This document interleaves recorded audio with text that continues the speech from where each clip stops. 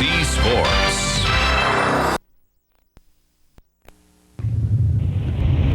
The new playoff format kept everybody guessing into Game 84, and now the new season in 94 is underway. Some hoping for continued success, others feeling anything is possible, all searching for that ultimate goal. Center, up over the Montreal line, he's got a goal! Wide and Keenan, clear to Bogdanov. Bobby Orr, behind the net to Sanderson, Orr! Bobby Orr! Scores!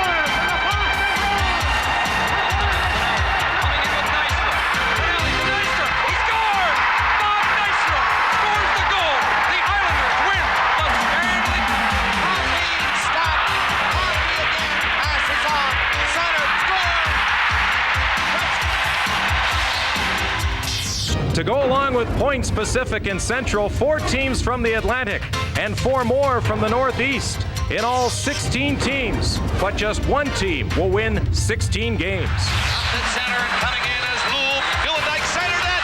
McDonough scores! Matty McDonough! Center penalty coming up. Look at Lemieux. Oh my heavens. What a goal. What a move. Lemieux. Oh baby. In for Toronto.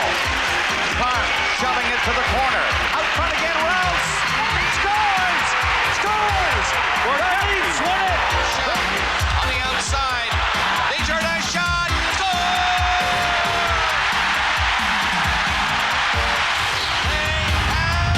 Score! 16 cities in search of 1 Stanley Cup.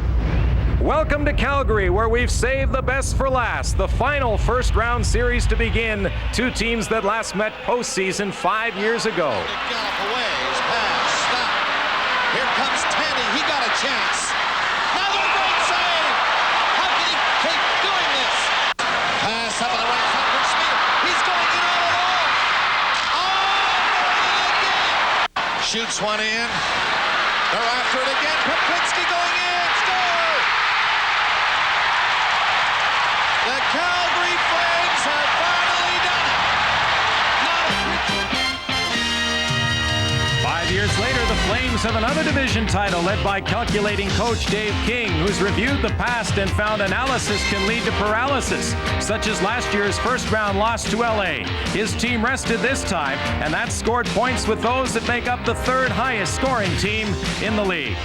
By comparison, the Vancouver Canucks scored 23 fewer and allowed 20 more. Pat Quinn's club struggling through an inconsistent season when the potential for more was there. Canuck playoff success has been limited to the Jets, the only team they've beat since the '82 final. And to change that isn't a secret. Vancouver must find a way to keep the NHL's leading goal scorers scoring.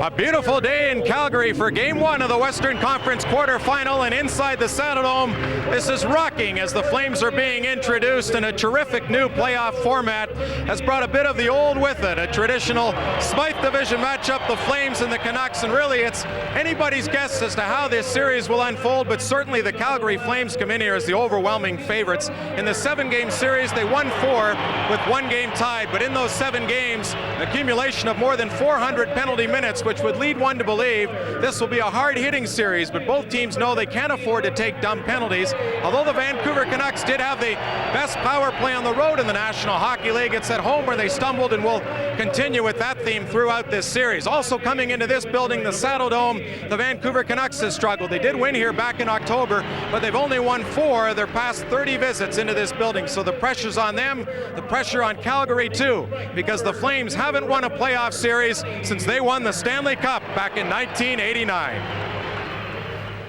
Well, we've been hearing a lot about it this past week, but much different circumstances this year. I think we're a much more confident team, much more relaxed. Seems this year we've kind of wrapped up first with 2 weeks to go in the season, and other years we've really had a pressure-filled right till the end, so we're a much looser group.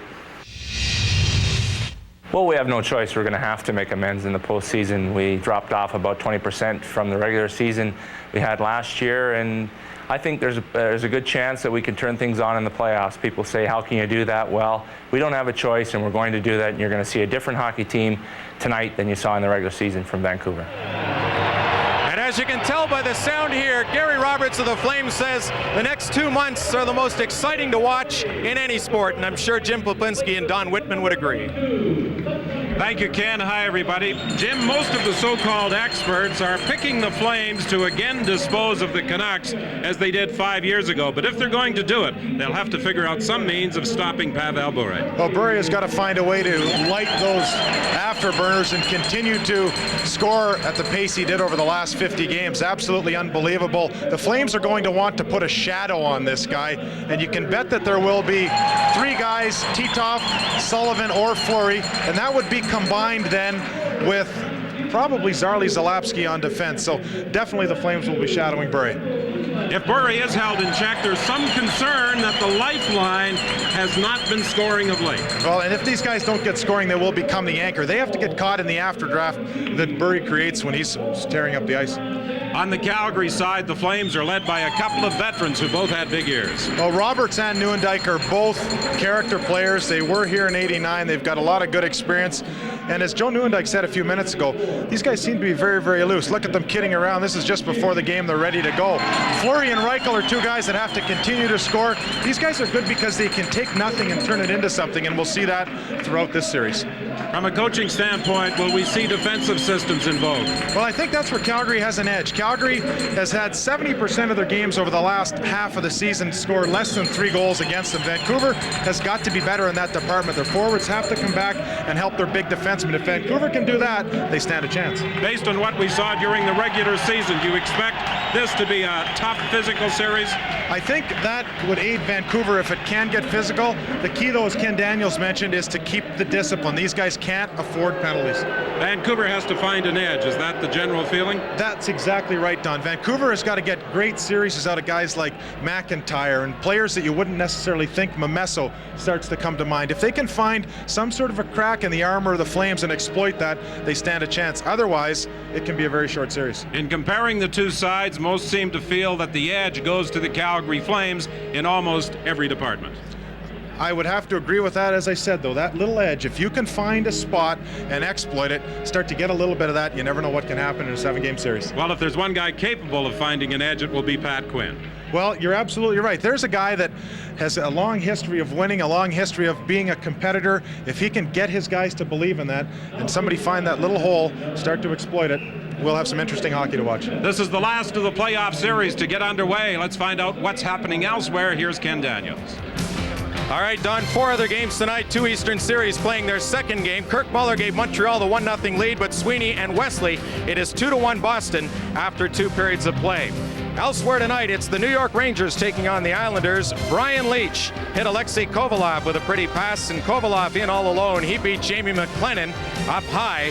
And Messier, Lowe, McTavish, and Matov also scored. It is 5-0 the Rangers in the 3rd period. Now up to Susan Smith with the national anthem.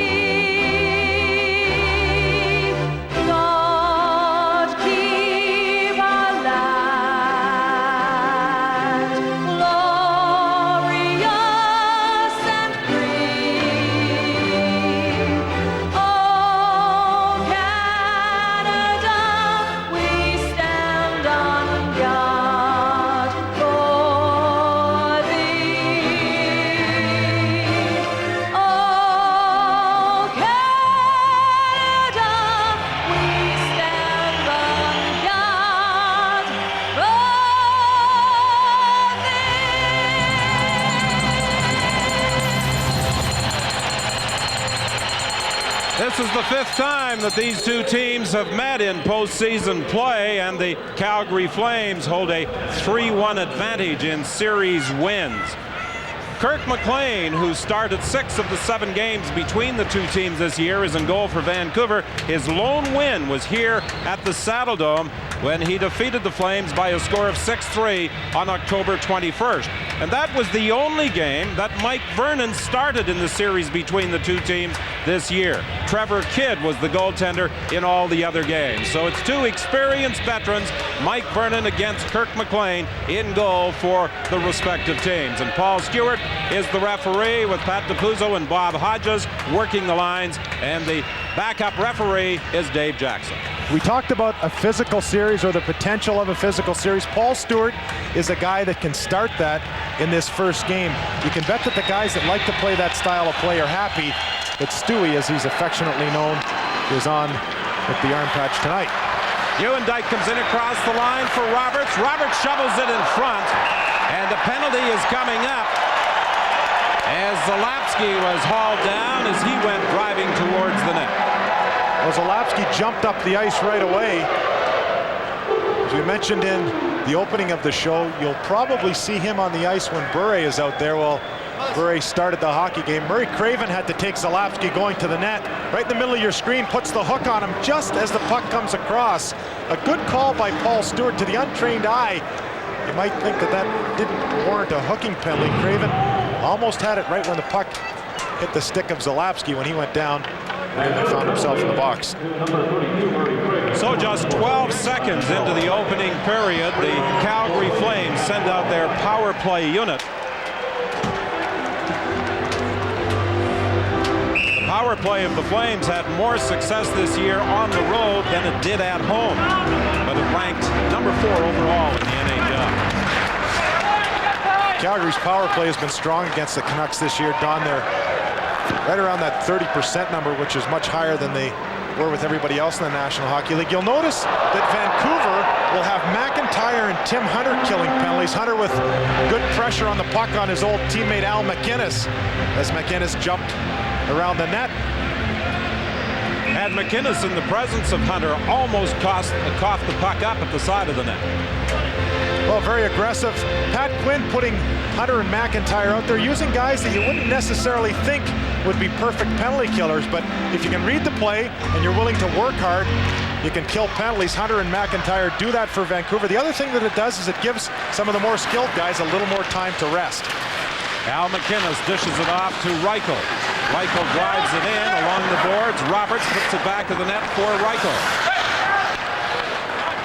And at this time, we welcome viewers of the Toronto-Chicago game. This one just underway at the Saddle Dome. On the power play, McInnes dishes off to Reichel. He goes to Zalapski at the side of the net. Fleury's centering attempt was broken up. Fleury gets it again to the point to McInnes. McInnes to Zalapski. Back to McInnes. He feeds it into Reichel. Fleury goes for the net. Reichel shoots up high, and McLean, he makes the save. Fleury has it back of the goal. He feeds the point. Zalapski over to Reichel, to Fleury, and a save by McLean. Zalapski in deep. He loses the puck, and it's dumped down the ice by Lumet. Well, you can always get an indication of how ready a team is when there's a power play in the early stages of a hockey game. Calgary getting this opportunity with only 12 seconds expired in the first period. They seem to be very, very sharp. Here comes Ewan-Dyke working against Babbage. He throws it out front, and it's cleared to the boards by Didak. Babbage goes to the corner, tries to flip it up high. It goes back to the net. Nylander up front to McInnes, and the save by Kirk McLean.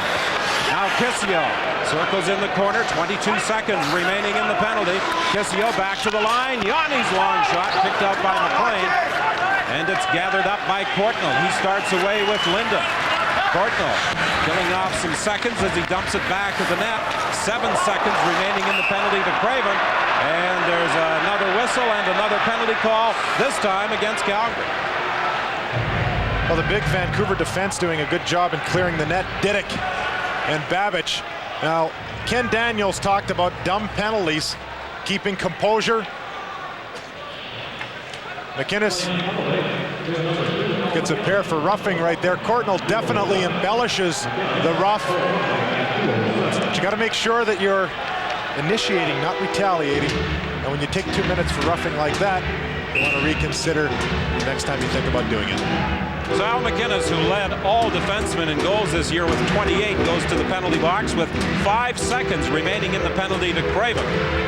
And then the Vancouver Canucks, who had the #1 road power play, will be able to send their special team on the ice. Well, you'd think there would be some magical reason why things work at the road games for Vancouver and not necessarily at home games. It's simply because they simplify their game on the road. Yes, as Pat Quinn was saying this morning, one of the reasons the Canucks have had success in the power play on the road is that there's a tendency to keep it much simpler away from home. At home, they sometimes feel they have to put on a show. Now the Vancouver Canucks have a man advantage. Brown, acquired just before the deadline in the trade with St. Louis, is out there on the power play. Ronning and Bure. Courtnall and Linden also out there for Vancouver. Bure drives it in. Ronning trying to pick it up along the boards. He's having some problems. Couldn't control it. It comes loose in front of the net, and it's flipped down the ice by Dahlquist. Don, we talked about finding the edge at the start of the hockey game. Vancouver did a great job in killing Calgary's first power play. Now they've got a power play of their own. Find a way to get yourself a lead here. That's an edge that you can certainly take advantage of. Ronning goes to the corner, being watched by Fleury. Courtnall's in front of the net. Ronning has it. Lets the shot go right on, and Vernon sprawls to make the save. Vernon had to be concerned about Courtnall and Linden standing in front of the net as Ronning let the shot go. Well, Mike Vernon has had lots of traffic in front of him over the years. The Flames trying to clear out 2 Vancouver forwards, as you mentioned. Now Mike Vernon getting a chance to play against Vancouver. He only did that one time this year, and as you mentioned, Don lost the game 6-3 to McLean. Goals fairly close, power plays not that much difference. Nieuwendyk and Bure very close in scoring. The big difference is Mike Vernon is in the barrel for the Flames, and Trevor Kidd is watching this one. Jeff Brown gives it over to Bure with 42 seconds remaining in the Vancouver power play. Left there for Bure as he comes in across the center line, picks up speed as he hits the blue line, races to the corner for Adams, out front for Craven, and he fired it just wide. Craven is bumped along the boards, and Otto starts back with Zalapski. The 2 cross at the blue line, but Otto went in ahead of the play. You know, in looking at the season series between Vancouver and Calgary, you realize that statistically they're not that far apart. And I thought that Tim Hunter made an interesting comment the other day to me about this. He said, you know, Calgary is not quite as far ahead of us as they might think. Craven in front of the net with a great opportunity. Mike Vernon, who is a real reaction goaltender, stands his ground. Craven just a shade to the left side. Pat Quinn said the season has been a year of inconsistency. His team started so well, then struggled a bit, and did not have a great April. As a matter of fact, the last 2 weeks of March, the Canucks played pretty well, but as Pat said, for some reason we came home, and during the month of April, we did not perform up to our expectations. Well, he's got a little different attitude than a lot of coaches. He gives you a chance to prove that you can do the job, where a lot of coaches allow you to make a mistake and then they yank you. Obviously, there's a problem with the clock. Not sure whether it's too much time taken off the penalty to McInnes or whether the game time clock was running. The off-ice officials are from Winnipeg. Don't blame it on them, Don.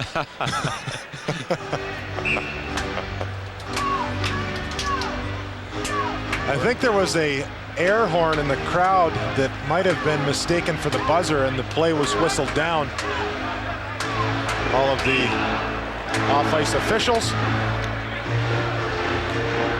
as you mentioned, from Winnipeg, and a couple of familiar faces from Calgary as well. Paul Stewart just making sure that all the time and everything is correct before the game restarts. Well, the clock had shown 23 seconds in the penalty to the Vancouver Canucks remaining, but The Canucks have a man advantage, and now they have corrected things so that just 18 seconds shows in the penalty to Al McInnes. But referee Paul Stewart doesn't seem to be satisfied. It should be 23 seconds remaining in the penalty to Al McInnes. Now that problem has been rectified, and the Vancouver Canucks send out Jimmy Carson for this faceoff against Sullivan in the neutral zone. Dahlquist dumps it into Vancouver territory. Dave Babbage goes back after for Lume. Lume had problems handling it. Adams circles, starting out of his own zone. His pass broken up by Roberts, who's got a breakaway.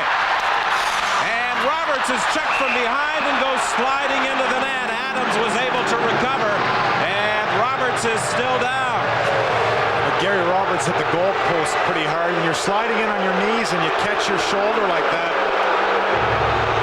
a good chance of a separation. It's nice to roll your shoulder over if you can, so the blow isn't quite so direct. Adams coughed it up in the neutral zone, and he was able to keep that stick on Gary Roberts as Roberts went driving for the net and never did get a shot away. What an unbelievable play by Adams. Initially, I thought there should have been a penalty, but looking at the replay, he simply out-muscled Roberts. Greg Adams is a tall, lanky guy, and his teammates have told me just how strong he is. He doesn't appear to be that strong when you look at him as far as physical stature goes, but Gary Roberts now knows that when Adams puts the stick on you, you're not going to go much farther. Great defensive play by Adams. It appeared as though Roberts hit his neck on the post in dislodging the Vancouver goal. He missed the last 5 games of regular season play because of a thumb injury.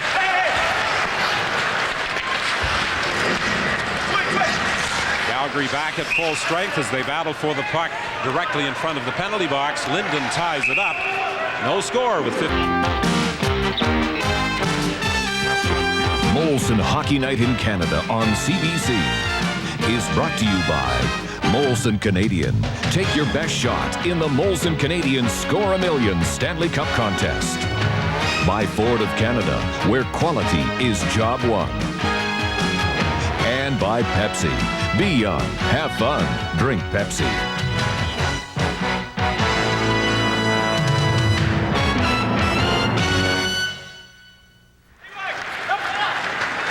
Play just underway as the Canucks Merzen dumps it to the corner. Titoff back after it. He leaves it there for Otto. Otto for Musil. Loses it to Ronning. Ronning is then checked by Musil. Titoff gets it again ahead to Fleury. Fleury trying to work past Merzen, taken out of the play by the Vancouver defenseman. And there's a penalty coming up. 15-19 remaining in the period. A penalty call against the Vancouver Canucks. Well, Paul Stewart has set the tone fairly early in this game. A couple of good calls and a couple of no calls. Now, Fleury wanted to have one here on Dana Merzen, but he embellished it a little bit as Merzen let go, and then as the play went behind the net, Trevor Linden put a grip on Joel Otto without the puck, and that gave him a pair for interference. So the first 4.5 minutes of this hockey game have basically been power play. Well, you start to get penalties like this, and it's difficult when you're on the bench, particularly if you haven't been on one of the special teams, to get yourself into the game now. You came into the game with a pile of adrenaline, and you're just vibrating there waiting to get out. Now you've had to wait for a half a dozen minutes before you get a shift. Lapsky has it at the point to McInnes. He fakes the shot. Nylander back to McInnes, a long drive wide. Zalapsky at the other point behind the net. Nieuwendyk lets it go for Nylander. Nylander threw it into the slot area, but the Canucks converge and they dump it out. 1:35 remaining in the penalty to captain Trevor Linden as Al McInnes starts out slowly, dodges a check from McIntyre. Pass on the right side, too far for Nylander, and again, the Canucks are successful in clearing. Well, this style of game, as it's unfolded in the first half a dozen minutes, is really to the Canucks' liking. Calgary hasn't been able to establish any rhythm, any tempo. They can't get their counter, their attack that they like to get going. Kind of a nice way, too, for Vancouver to come into the game and start to get their confidence. Lume flips a long shot on Vernon. He leaves it there for McInnes. And Coach Dave King decides to change up his power play unit. Here comes Reichel. Reichel works his way in. He shoots up high and wide. McInnes keeps it in at the other point. Roberts has it for Fleury. Fleury is checked, and Craven clears. You mentioned Dave King changing up the power play. He has no qualms at all, if he doesn't like what he sees, to make wholesale changes in 5-on-5 play, power play, or penalty killing. Now it's Lume flipping it ahead to Bure. Bure tried to put on the brakes in front of James Patrick, fell. The puck goes loose. The lead pass too far for Reichel. And this will be an icing call against the Flames with 16 seconds remaining on the power play. Now some pushing and shoving, but nothing serious developing in the corner involving Merzin and Fleury. With a playoff update, here's Ken Daniels. And Don will take you to the Boston Garden, where Boston after 2 is leading Montreal 2-1. But here, Paul DiPietro right through Casey's legs. Kirk Muller picking up an assist. Muller had scored the first Montreal goal, so tied up at 2 early in the third period at the Boston Garden. Meantime, the Islanders and Rangers, just like Game 1, the Rangers leading the Islanders 6-0 in the third. 3 former Oilers and 2 former Hawks have scored for the Rangers, along with Kovalev. Boy, it's hard to believe the Rangers are pouring it to the Islanders the way they have in the 2 games. 6-0 and again 6-0. That's amazing. You start to get some momentum, and it's a real difficult thing to stop.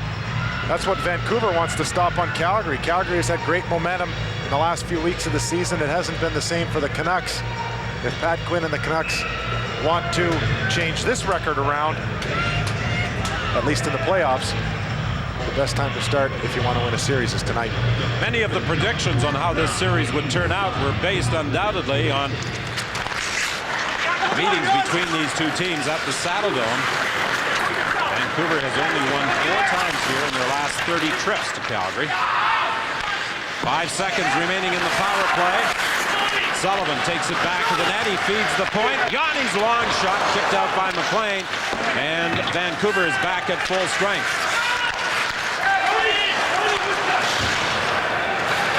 13:09 remaining in the first period. No score in the game. Hedican for Brown. Ronning deflects it down into the Calgary zone. Vernon comes out of the net to play it around the boards. Chipped out to center ice, and back after it goes Diddick. Diddick bodied by Joel Otto. Ronning was at the line, but he was offside as he was checked by Fleury, and the puck was flipped in. 12:46 remaining in a still scoreless opening period.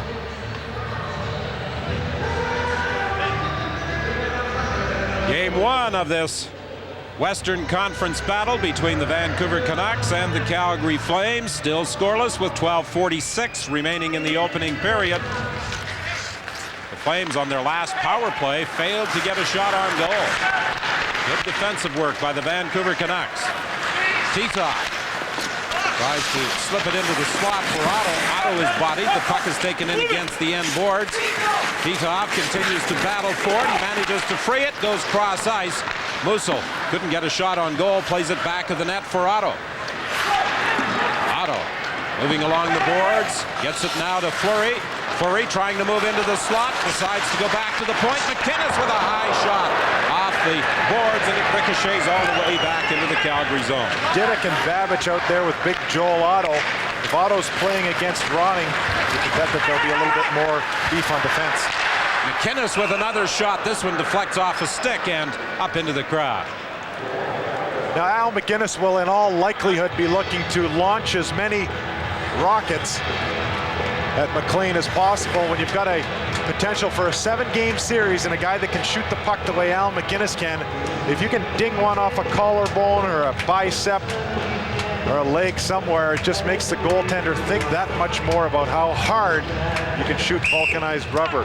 McInnes, an unbelievable shot, and he combines that with incredible accuracy as well. 822 career points. He ranks number 11 among defensemen in NHL scoring. Face off in the Vancouver zone. Merzin, member of the Calgary Flames when they won the Stanley Cup 5 years ago.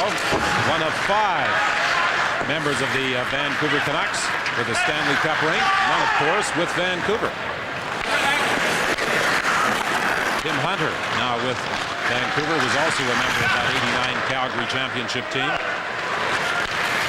James Patrick flips it into the Vancouver zone. Back after it goes Murzin. He's being watched by Nieuwendyk. He decides to try and go up high in the glass, and it bounces all the way back to center ice. Patrick takes a hit along the boards from Gino Ojic. Now it's Lume starting back for Vancouver. Lume trying to work his way in against Zalapski. He falls. The puck goes back of the net. Picked up there by Patrick. Patrick feathers it ahead to Roberts. Roberts comes in across the line. Looks in front for Zalapski. Couldn't get a pass to him. Zalapski a number of times in the hockey game has jumped up in the play from his blue line position and gone for the net. Now it's Cruz working in the corner. He bumps there with Craven. Craven comes away with the puck. He tries to flip it out. Kept in at the point by Dahlquist. Nieuwendyk has it. Nieuwendyk shoots. Puck knocked down in front by Lume. Lume tried to clear. He couldn't, but Momesso comes back to help out. He fades Bure with a head of steam. Bure trying to go around Yanni. He's knocked down and then taken in against the boards heavily. Rink wide pass for Stern. Stern slips it ahead for Kissio. Kissio circles. Looks for someone to give it to. Feeds the point. Here's Musso with a shot, and that deflects and goes up over the glass and out of play. A good sliding block by Jeff Brown. So Kelly Kissio with a real nice play. But Bure with unbelievable speed. He's got to get his windshield cleaned off a little bit after that last burst. Trent Yanni did an excellent job in backing up. You want to learn how to skate backwards, this is a great guy to practice against. Bure trips just before he gets to Yanni, and Yanni finishes him as hard as he possibly can within the rules. The Flames will want to take the body on this guy as much as possible. Look at these statistics. He does it at home and on the road. 49 goals in his last 50 games to boot. And that's with a very disappointing start. He missed 8 games with a stomach/groin injury, and there was a lot of concern about where his output would end up. Shot from the point, blocked by McLean. McInnes has been loading up that big gun of his from the point, and he's fired a couple that McLean has had to react quickly to. Martin Jelena dumps it to the corner. Back after it goes Musso. Musso, who led the team in plus-minus, is checked. Manages to get it back again. He plays it off Kissio back into the Vancouver zone. Jeff Brown retreats for the Canucks. Up on the right side for Jelena. Jelena having some problems controlling it and then is taken out of the play by Al McInnes. 9:31 remaining in the opening period. Still no score in game 1 here at the Saddledome. Nylander attempted to dump it to the corner and go after it himself, but he was checked by Didick. And then as he tries to shoot it into the corner, it deflects over the glass and out of play with 9:18. Out of town, it's the Leafs leading Chicago 5-1 in the third. 3 former Flames have scored for Toronto there. It was 3-0 Leafs after 1. Let's go back upstairs to Don. And we're still scoreless at the Saddledome. Game 1 of this Western Conference quarterfinal series. Trent Yanni drives it in. McLean missed it as he tried to block it back at the net.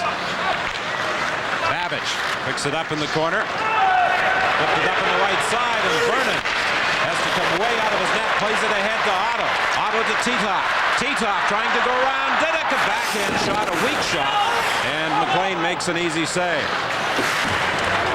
Now it's Titoff again, being watched by Ronning. Attempted to center, went off a skate. Courtnall plays it off Linden to center ice.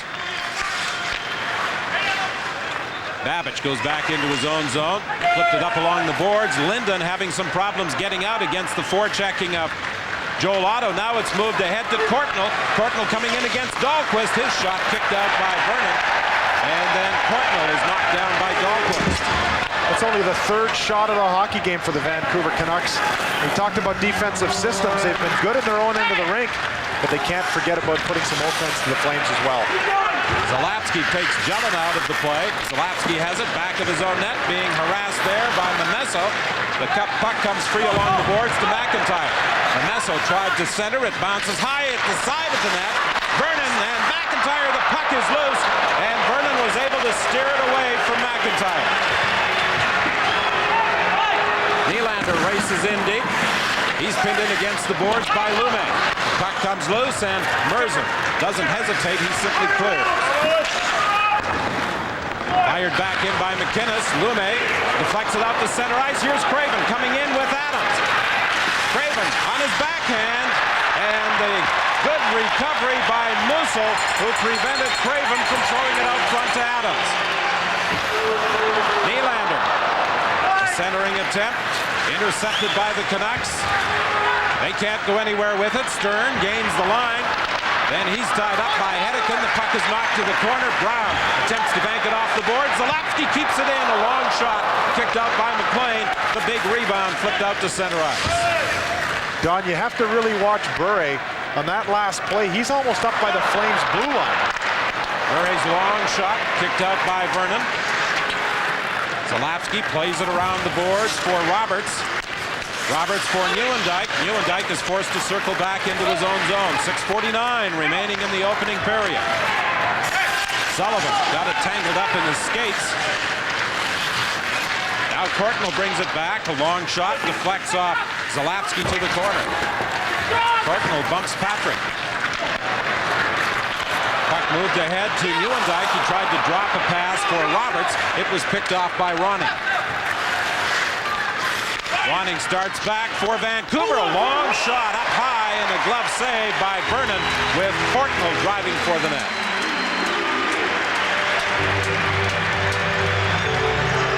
And now with another update again, here's Ken. Well done. 4 minutes and 14 seconds after Montreal tied the game in the third, they get the go-ahead goal. DiPietro sets up Kirk Muller. The great wrist shot is in, a reverse of the tying goal when it was DiPietro from Muller, and it is now 3-2 Montreal in the third. Well, from one go-ahead goal to the potential for one, Frank Musil with a great play here. Watch how he continues to hustle back, gets his stick down, stops the pass across, and Craven manages to hold on to it, but can't find the stick of one of his teammates. 8-6 now, the shots on goal in favor of the Flames. At one point it was 7-3. The Flames with the edge. Jimmy Carson into the face-off circle against Joel Otto. Otto wins the draw. Dahlquist puts it around the boards for Fleury. Fleury, a lead pass up into the neutral ice area that Titov couldn't handle, and it's dumped back in by the Canucks. Dahlquist will try again. Now it's moved up on the right side for Fleury. Fleury into the slot area to Titov. McLean comes across to make the save. He may have got some help from Babbitt. The puck is flipped towards the net, and McLean on his back grabs it and holds on. 5:52 remaining in the period with another update. Here's Ken. Don, at Joe Louis Arena, Todd Ellick makes the play. There's less than 5 minutes to play. Hits Vladimir Krupa in the slot. Another shot that Bob Essensa should have had. He's had a rough night. And it's the San Jose Sharks who blew a 3-0 lead. Now leading at 5-4 over the Red Wings, who are on the ropes. Well, we're still looking for first blood here. Fleury makes a nice pass back to Titov. Watch Gerald Diddick, though, on Joel Otto. Does a great job in getting the stick out on Titov. Then he gets up and he hammers Otto again. When you've got some smaller centermen, you need a little bit of help. So far, Diddick has been very, very strong in doing his best to finish the check on 29 Otto. Kissio gets the draw to Dahlquist. Dahlquist takes a shot that bounces off the end boards to Kissio. Back to the point. Weak shot by Yanni is knocked down before it gets to the net. And the Flames are forced back into their own zone, trying to regroup. The play is broken up by Lume. And now Yanni takes it behind his own goal. 5:30 remaining in the opening period. No score in game one. Pass off the skates as Kissio had some problems handling.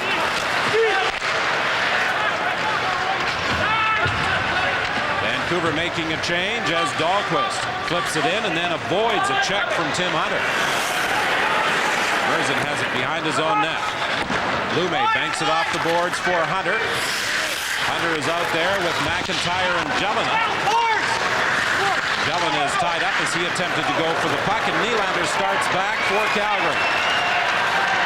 Nylander fakes the shot, leaves it there for McInnes. McInnes tried to flip it back to Nylander in the corner, but he was spun around and the pass was behind him. Back Chelena with Hunter. Play broken up. Put back out to center ice with 4:40 remaining in the opening period. Reichel steps into Hunter in front of the Vancouver bench, and then Hunter returns the favor by driving Reichel through the door right into the Vancouver bench. Well, Ron Stern played for Vancouver a few years ago, and I'm not sure that he wants back there right now, but he doesn't have a lot of choice. Momesso pleading innocent. Tim Hunter certainly will be pleading innocent as well. He'd be the judge as to who did what to who. Reichel with a good check on Hunter. Stern comes in with an elbow, and he's lucky he didn't get a call. And as Hunter goes to change, he puts a bit of a hook on him, drags him into the open door. And Hunter is going to draw a penalty with 4:31 left in the period. Well, Tim Hunter quietly went to the penalty box, didn't dispute this elbowing call. Ron Stern certainly tried to get the elbow in, and I don't know that Tim Hunter necessarily should get elbowing.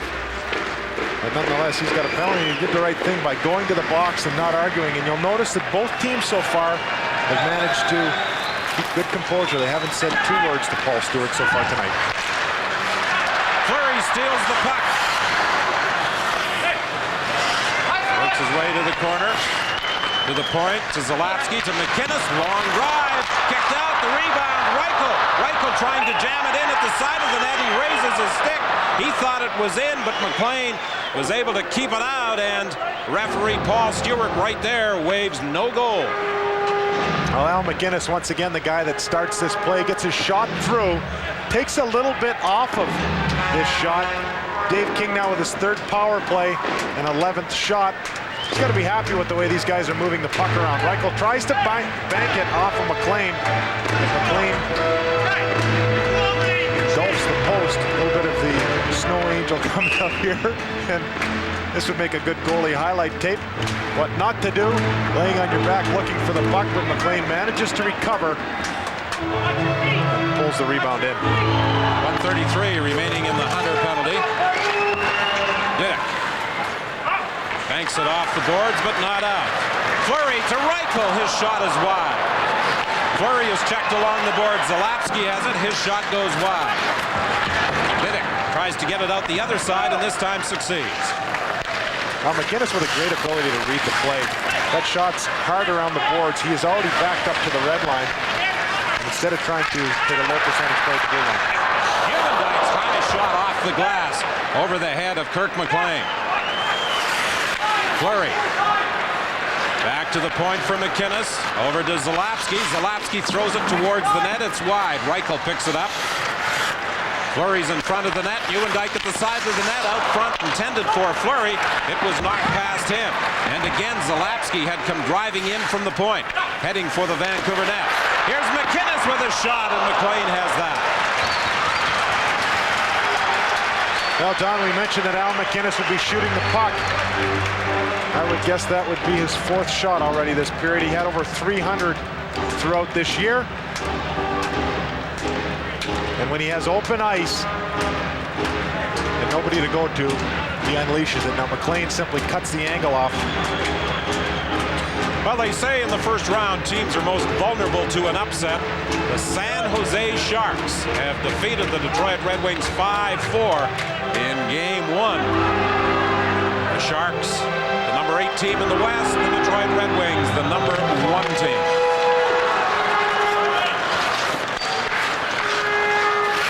Nylander, back to the point. Patrick shot off the end boards. Merzen tries to clear.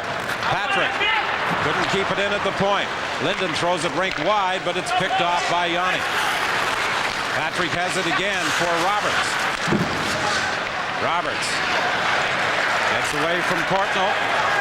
Moves it over to Yanni, and it's offside Calgary. 7 seconds remaining in the Tim Hunter penalty. Well, Paul Stewart has done a great job so far in this hockey game. He's laid the law down very, very early, and he gives you a warning as well. But if you talk to him too much or attempt in any way to embarrass him, you'll find yourself on the wrong end of that confrontation.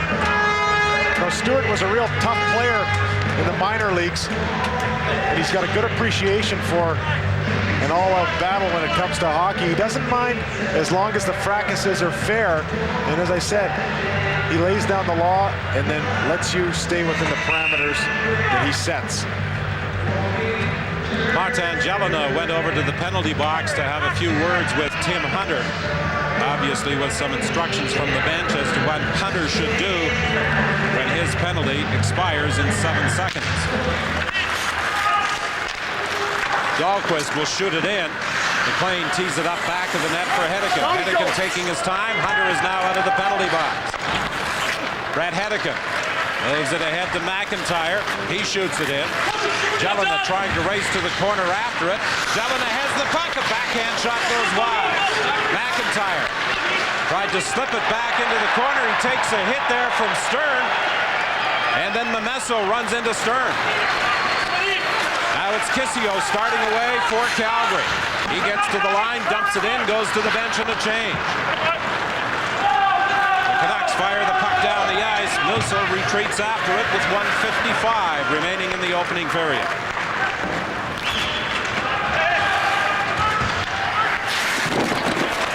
Dave Babbage pushes it ahead to Craven. He has Adams with him on the left side. Adams going for the net. Lost control of it as he cut in front. Penalty coming up against Calgary.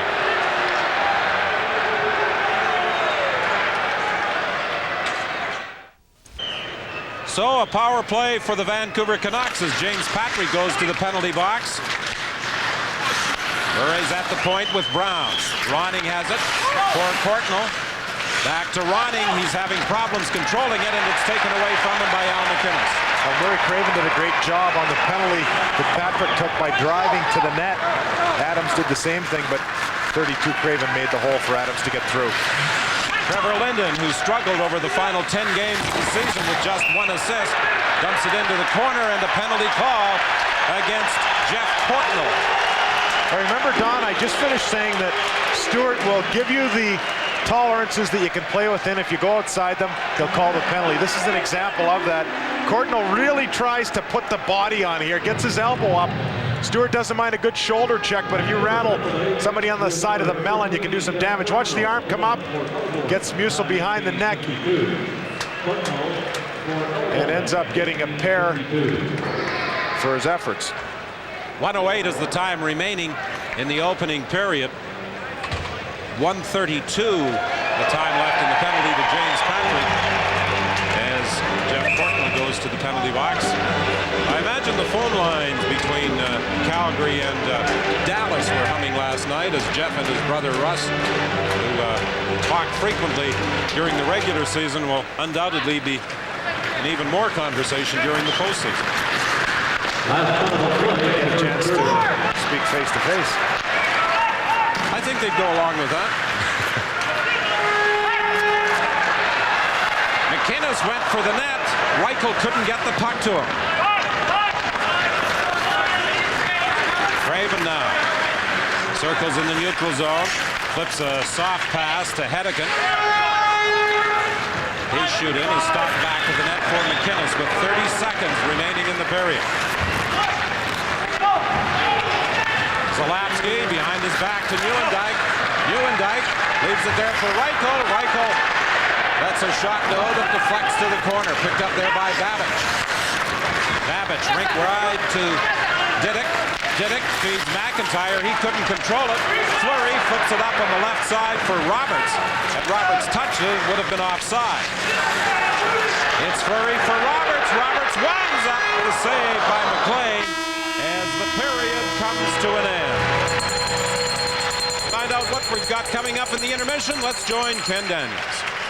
Well, Don, joining me in studio, the Flames' first-round pick, 15th overall, 1981. Al McInnes will join me as well. We'll look at the highlights from all the other games taking place tonight, including one huge upset, the San Jose Sharks. And so the score after 20 minutes here at the Saddledome in Calgary, the Flames nothing, the Vancouver Canucks nothing.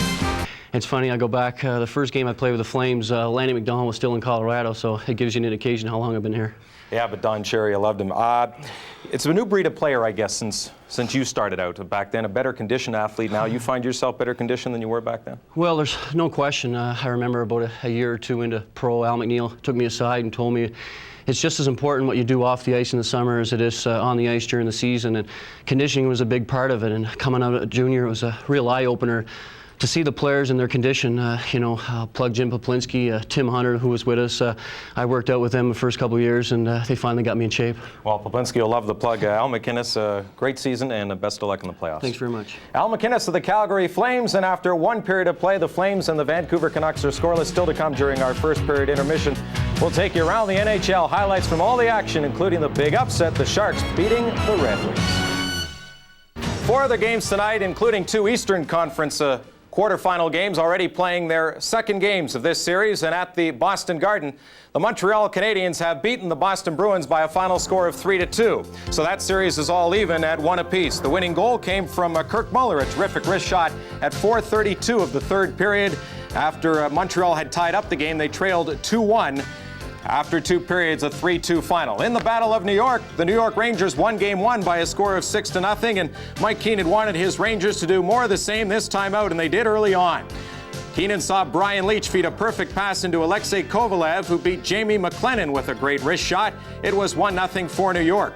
And then some former Oilers did some damage. Mind you, most of the Rangers are former Oilers. Here's Mark Messier in all alone. The wrist shot, low, stick side, makes it 2-0 for the Rangers. Then a bouncing puck in front. That's number 4, Kevin Lowe. He'll bang it home. 3-0 for the New York Rangers. The final 6-0. Just like Game 1, the New York Rangers dominated the Islanders throughout. 3 former Oilers and 2 former Hawks. Matteau and Noonan scoring for New York. 6-0 the final.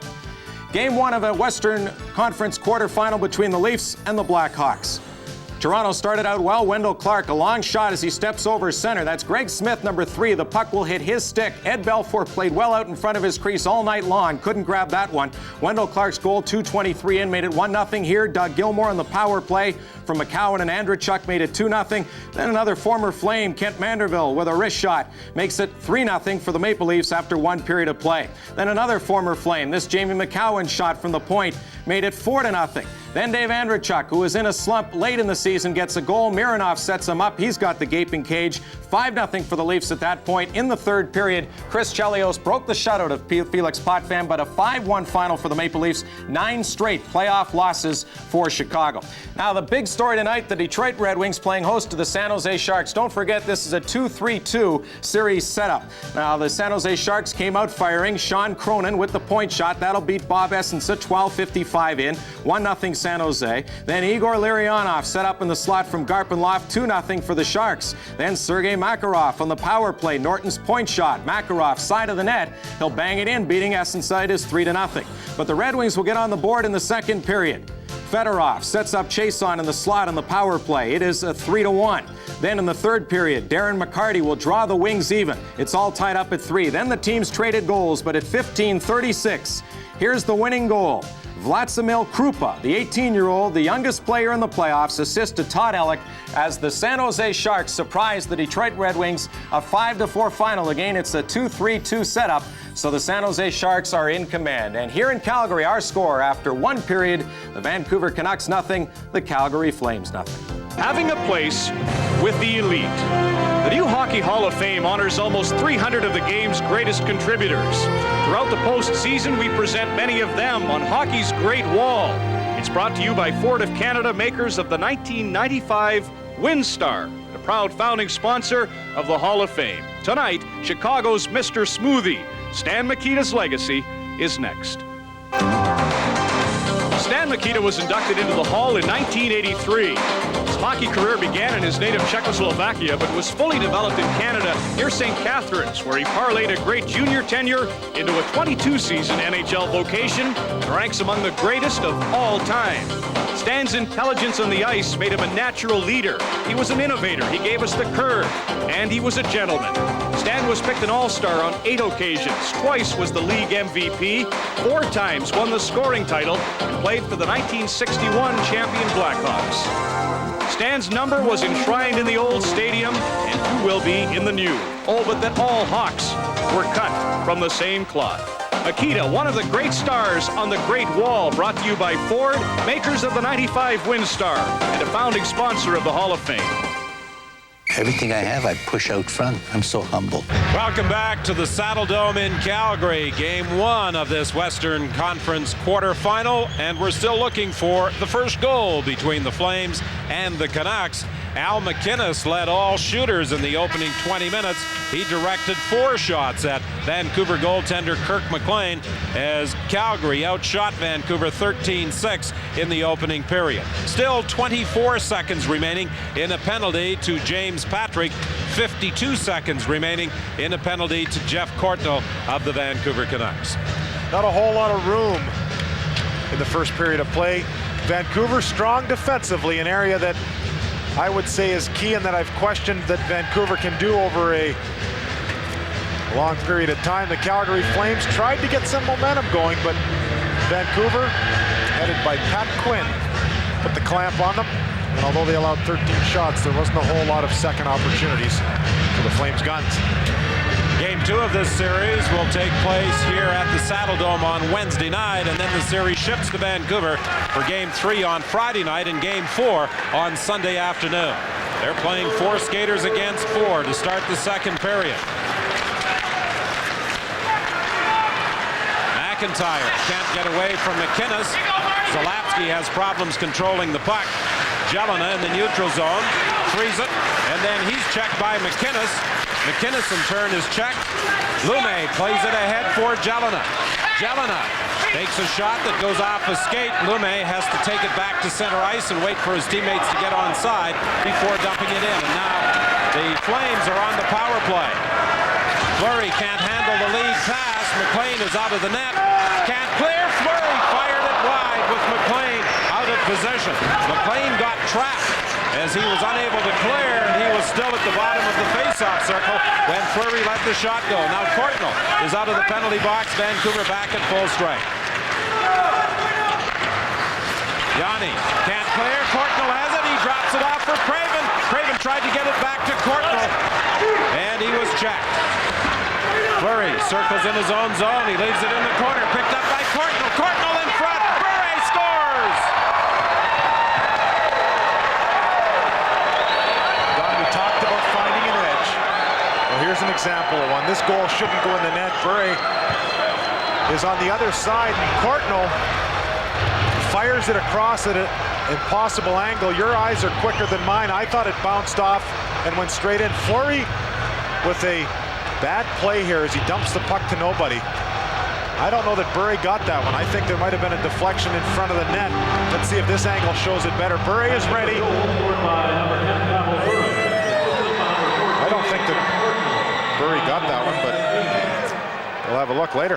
Well, they have credited to Pavel Bure, and Jeff Courtnall draws the assist at 1:15. The Vancouver Canucks capitalizing on an error in their own zone by the Calgary Flames. Dave King was saying that Game 1 of any playoff series is always the most difficult to win, particularly for the home side when there are such high expectations. And the Flames find themselves down by a goal to the Vancouver Canucks. Here's a chance for Ronnie. Ronnie shoots, saved by Vernon. Linden has it in the corner for Courtnall. He couldn't get a shot away, and Kissio puts it out to center ice. Otto catches up with it for Titov. Titov is knocked down. The puck rolls to the corner. Hedican checks Titov. The puck loose back to the net, and Ronning comes away with it. Linden starts out on the left side. For Courtnall. Courtnall's shot is blocked by Musso. Musso manages to move it ahead to MacInnis. He dumps it out to center, and then Trevor Linden steps into MacInnis. Linden has been playing a very physical game right from the opening faceoff. It's great how you can see momentum shifts in a sport. The Calgary Flames back on their heels now, and Vancouver doing a good job to keep that momentum going in their favor. Pavel Bure was credited with the goal. We have the advantage of slow motion replay. Let's take another look, and even from this, it's not conclusive whether Bure managed to get his stick on the puck. They can see it right between his legs. Dahlquist's legs are between Bure and the puck. I don't think he got it. There'll be a discussion at some time, either during the game or after. but the fact remains that Vancouver has drawn first blood on the scoreboard. I don't think Vancouver fans are the least bit concerned whether it was Courtnall or Bure who got it. That's right. There's one guy that knows, and it's this gentleman right here. We got a stick on it or not. Bure with back-to-back 60-goal seasons, only the 8th player in National Hockey League history to perform that feat. Merzen's shot is blocked as Stern came diving out to the point. Here comes McIntyre down the right side, puts on the brakes in front, and Lume had his stick lifted. Merzen takes a big hit along the boards from Ronnie Stern. Stern now has the puck, leaves it there for Cruz. It's behind Reichel. Reichel dodges a check from Jelena. Here's Cruz working back at the net. He's taken in against the boards by Momesso. Penalty coming up. This call will go against the Vancouver Canucks. And heading to the penalty box will be Martin Jelena.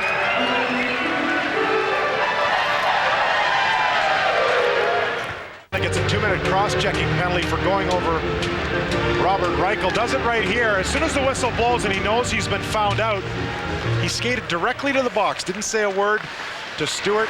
Went right off the ice. Nylander tried to feed the point. McInnes is able to keep it in even though the puck deflected. Another penalty coming up. A hooking call.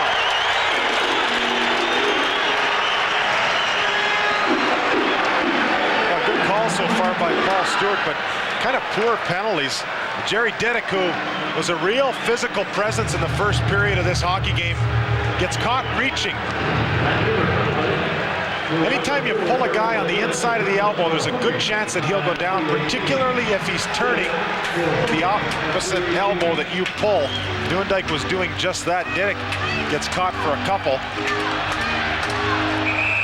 So a great chance for the Calgary Flames to get back on even terms, a 2-man advantage for 147. This is a great opportunity to evaluate how well a team is coached. If you see a team 5-on-3 and they move the puck around and are patient before they get a great opportunity, it tells you that they've practiced it and they know what they're doing. If you see a guy go to the umbrella and simply shoot, one of two things: either they're not coached well or they're having a tough time getting their confidence. Zalapski has it for Fleury. Back to Zalapski. His shot saved. The rebound. Fleury couldn't get a shot away as he was checked by Lume. And the puck is dumped down the ice by Jeff Brown. The 5-on-3 is real desperation for the penalty killers. You know they got to give up a good chance. It's just a matter of when and how. Now it's Roberts. Back to the point for Zalapski. Zalapski over to McInnes. Back to Zalapski. Zalapski at the side of the net. Fleury feeds it back to the point for Zalapski. Over to McInnes. To Zalapski. Zalapski lets it go. Saved by McLean. And Craven will clear. Well, Calgary a little flustered, taking the low percentage shot from the top. Roberts gives it to Zalapski. The fans getting a little impatient. Here's McInnes getting set. He winds. And he fires it wide. Roberts was knocked down at the side of the net. He's slow and getting back up. Zalapski to McInnes. He shoots right on, and the rebound is flipped back of the net. Nieuwendyk tried to feed Zalapski at the point. It was beyond his reach. Well, Gary Roberts has been the pile and the pile driver. He's got crushed twice in front of the net. Nieuwendyk for Zalapski. He flips it behind the goal. Flipped up along the boards. Here's a chance for Linden. Linden coming in against Zalapski. Linden trying to get a shot away, but Zalapski does a good job of tying him up. Boy, great one-on-one coverage by Zalapski, taking Big Linden out of the play. Perfect example of how to play a one-on-one. Now Jelena is out of the penalty box. Fleury to the point to Yanni. Yanni's shot, toe saved by McLean. And now the Canucks are back at full strength. Fleury is bumped in the corner by Hedeken. Linden fights for it along the boards. It goes back to the net for Brown. Brown moves it to Didick. Didick couldn't control it, but it slides out to center ice. 14:26 remaining in the second period. 1-0. The Vancouver Canucks lead. Effective penalty killing by the Canucks. They were at a 2-man disadvantage for 1 minute and 47. What a huge boost when you can go into another team's building. You've drawn first blood, then you kill off a 5-on-3. 14:08 is the time left in the second. For Liberties when you're 5-on-3. Merzen really crushes Gary Roberts here. And shortly thereafter, look at Roberts. He's very tense up top now after getting that. Right between your shoulder pads and your pants, it's open flesh. Well, Merzen found that spot twice, and then Lume gave it a little massage. Roberts is hurting as a result. Shot from the point, the save by McLean. Jelena starts away. He and Memesso to the line. Jelena dumps it into the corner. It's beyond the reach of Memesso. Cruz can't clear, and Diddick's shot is right on. Memesso has it, his shot, and Vernon makes the save, and then McIntyre runs into Vernon and sends him back into the Calgary net. Dahlquist takes a hit from Jelena. And finally, Kissio relieves the pressure by banking it off the boards and down the ice. Well, when you're the underdog, the longer you stay ahead or close, the more confidence you get. You can see this line of Jelena, Memesso, and McIntyre are getting that confidence, and in fact, did a good job in hemming the Flames in their own end of the rink. Jelena is spun around, and it's an offside call against Calgary. Well, we saw Gary Roberts getting beat up in front of the net. He's had his share of injuries, missed a pile of games last year with a hematoma in his left quadricep. This year, he got injured on March 22nd, excuse me, got a puck right in the end of the thumb. Now, the picture on the left was after he had that. When the puck hit his thumb down, it split the thumb in 7 separate splinters. On the right side is how well it's healed, just under a month. When you have the right therapy and you look after yourself, it's amazing how quickly your body can heal. He said the thumb was so awful, he didn't even want to look at it. He left the bandage off it, and when it was changed, he refused to take a peek at it. It looked a little bit like one of those fancy gizmos that I'm sure you have on your kitchen, Don, that splits the apples into all those pieces. Well, the North York native certainly deserves a lot of credit for playing during that stretch. I mean, it must have been very painful for him to play, even with the supports that he had around the injured thumb. Well, the good thing is it's his right thumb, and because he shoots left, it's the top hand. If it was the bottom hand, you can bet that a few guys would have the crosshairs on it, a whack here or a whack there, even though it's healed up rather nicely, despite what you may think of the picture you just saw. It is still rather sensitive. Does he have any additional protection inside his glove? Just your glove. If you start to put a bunch of protection in there, it limits the movement of your hand, and guys that score goals like Roberts do like as much flexibility in there as possible. Puck is loose in the corner. Lume ahead to Adams. Adams has 2 line mates trying to catch up, Carson and Hunter, but they can't get to the puck in time. And Carson is tied up in the corner. A whistle on the play.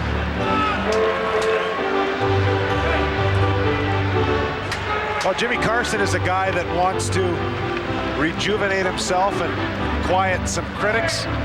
You know, this guy can really score goals if you get him the puck. And the 2 guys that he's playing with perhaps aren't the most gifted guys in the world.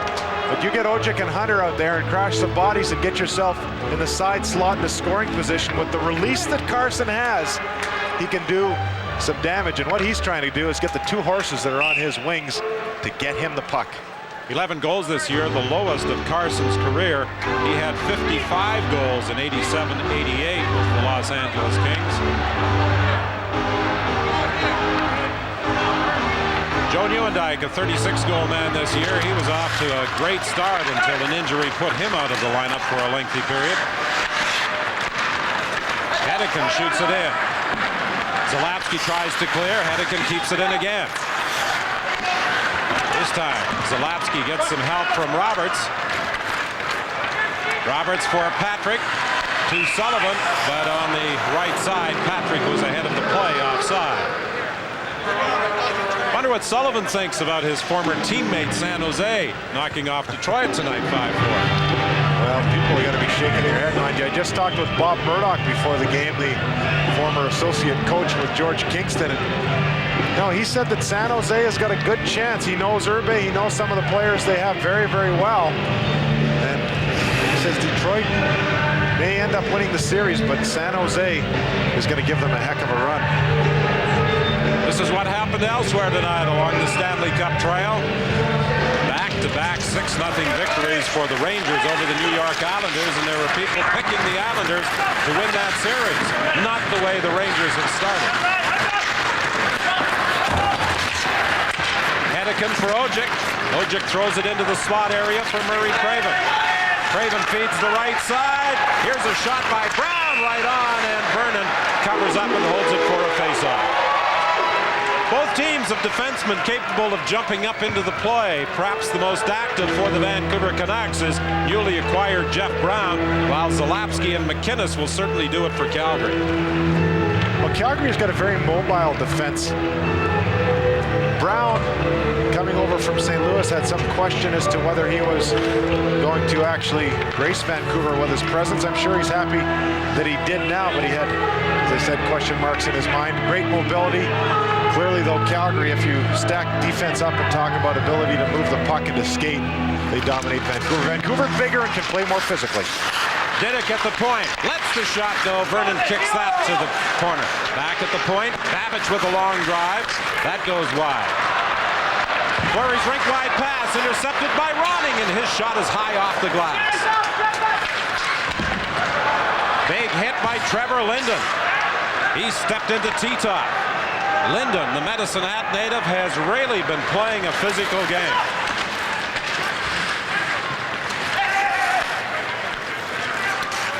Musso forced back into his own zone by the forechecking Ronning. Now Fleury tried to shoot it in. It's blocked. Here's a chance for Courtnall with Ronning going for the net. And T-top checked him, and the pass never got through.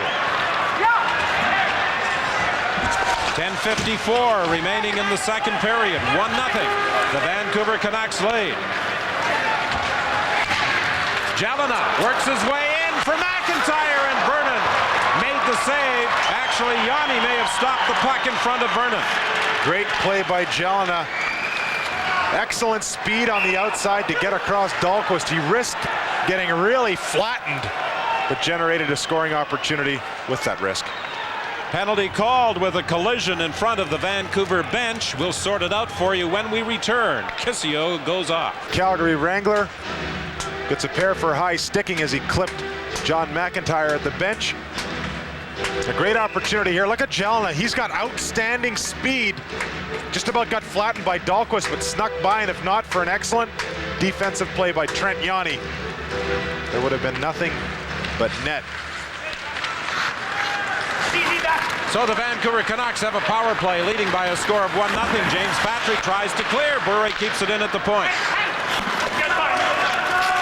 Now Zalapsky will try and drive it out, and this time he succeeds. Well, Vancouver, as this game wears on, gets more and more confidence. They've already accomplished something here by staying with the Flames and sticking to their game plan. If they can continue to do that, they get more confidence again. Fired by Carson and kicked to the corner by Vernon. Now Craven has it. Looking up front for Carson. He couldn't get a stick on it. Cleared by T-top. Bure for Brown. Back to Bure. Bure moves it ahead for Craven. Craven slows things up to the point of Bure. He winds up the shot up high. Craven with his shot, and it deflected, and that puck may have hit the Vancouver player Adams in front of the net. Well, that was a high rising shot for a guy that is not big by weight or height. Bure really lets the puck go. Now Larry Ashley was out there quickly. It doesn't look like Adams got it in the face, but certainly got him somewhere, and that's what has him down on the ice. See if we can tell where the puck went as Bure unloads this shot. It may have got him in the shoulder area or thereabouts.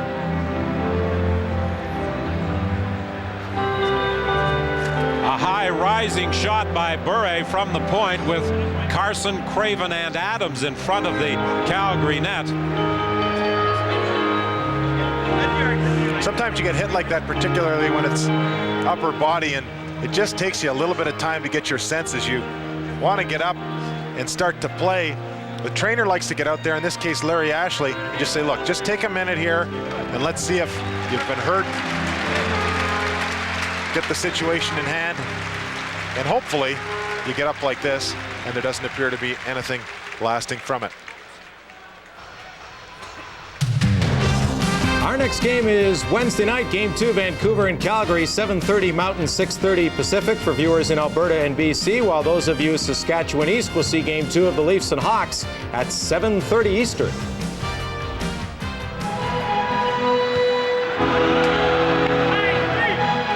1-0, the Canucks lead on an early goal in the second period by Pavel Bure from Jeff Courtnall, and that may in fact be changed and may be credited to Courtnall, as he is the one who centered it. And now Jeff Brown retreats into his own zone. Still 57 seconds remaining in the Vancouver man advantage. He feeds Linden. Linden waits. Dumps it to the corner for Courtnall. Courtnall for Ronning. Ronning throws it back to the point. Bure to Brown. Brown winds up. His shot is blocked. He gets it again. Brown back to the line. Bure shoots. It's wide. Ronning lets the shot go. Gets it again. He scores. Ronning's initial shot was blocked by Dahlquist. He got it again, and with Vernon down, put it up high. 2-0 Vancouver. Well, this takes real composure. A guy that doesn't score goals doesn't necessarily get this goal because he tries to shoot it right away. Ronning takes his time, draws it back to his forehand, and goes right up top. A perfect shot. He's got a little bit of space because Calgary is down by a guy with the power play. He puts it into the top half of the net. Perfectly placed, and he gets a pat on the back from his pal Bure as well. Bure and Brown draw the assists on the power play goal by Cliff Ronning, and Vancouver has a 2-0 lead. And the Saddle Dome has become very quiet on this opening night of this quarterfinal series.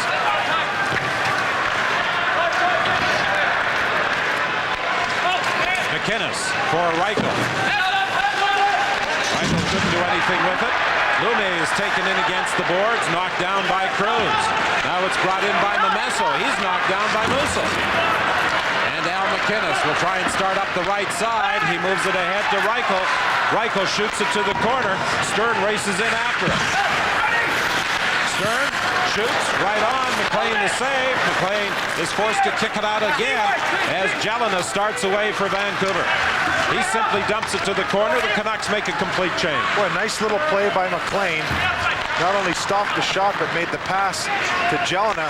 Jelena, who's a little tired, didn't try to beat somebody at the blue line. He made the disciplined play of dumping it in, getting a line change.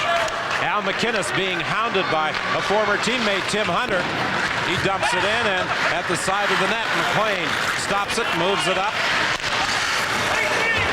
Didick fires it deep. Adams takes off the icing. Adams out front. Now it comes to Babbage at the point. He scores!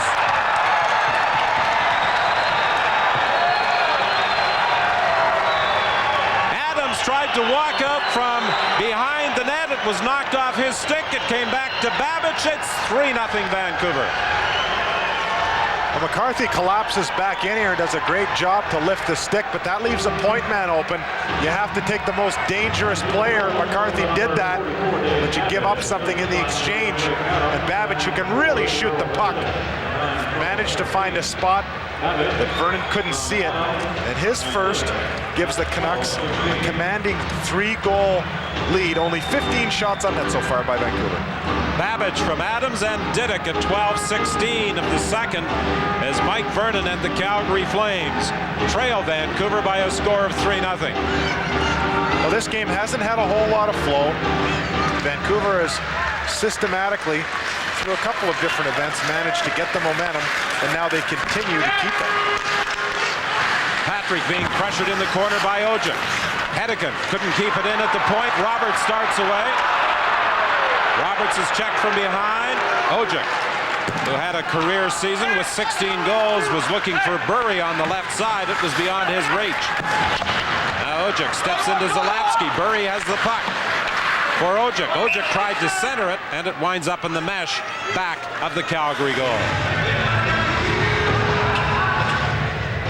We want to make it perfectly clear. You'll find guaranteed low prices at your Canadian Tire store every yourself, and I'm not suggesting that Dave King is, but he has changed his strategy this year. Last year, the team spent a considerable amount of time going through video and preparing for their first-round playoff series. This year, King and his coaching staff felt that perhaps they did that a little bit too much, and they should focus more on what they can do, still understanding what their opposition does, but not making that the area where they spent all their time. They did that, and they're down 3-0.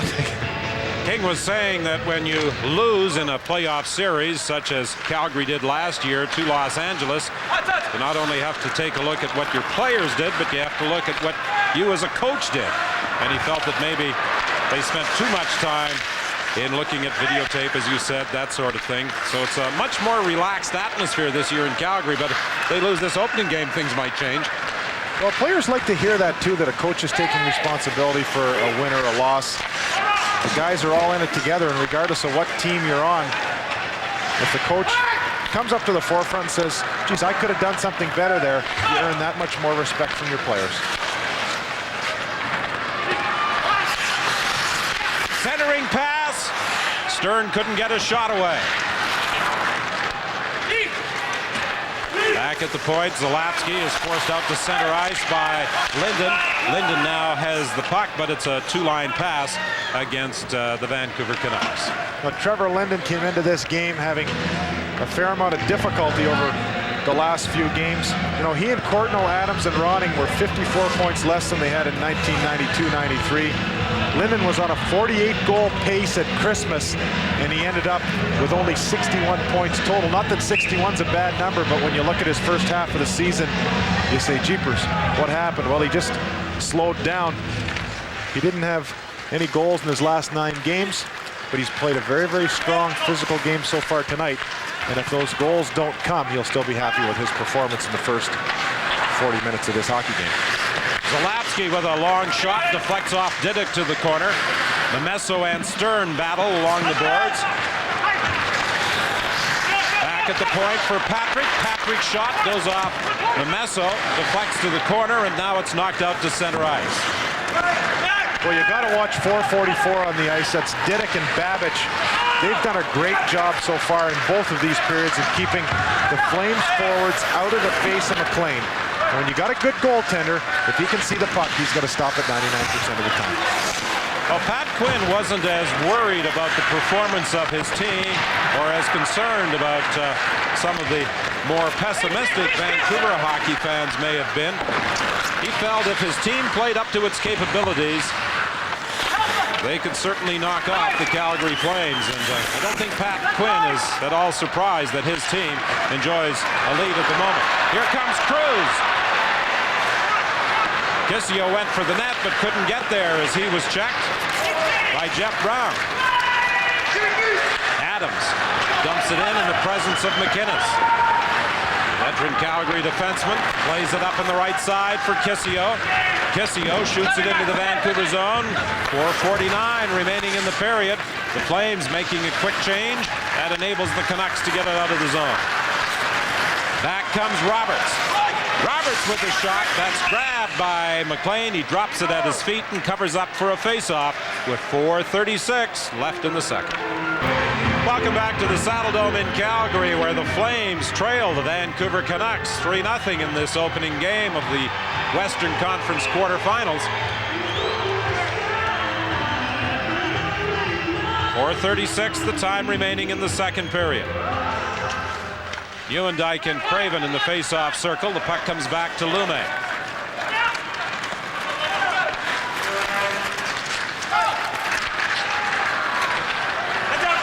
Centering attempt by Ojic. Played by Vernon at the side of the net. Ewendyke. Can't get away from Ojic for Bure. Bure forced into the corner by Sullivan. Bure still has it. Bure to Ojic. His shot right on, and the rebound comes loose in front of the net, and Craven couldn't get his stick loose. Lume with his glove bangs it out of the air back into the center ice area. Zalapsky Plays it ahead to Sullivan. Sullivan's pass for Roberts. Roberts was spun around at the blue line by Lume. And Merzen is back to cover up for Vancouver. The Canucks have not provided the Flames with many good scoring opportunities since early in the first period.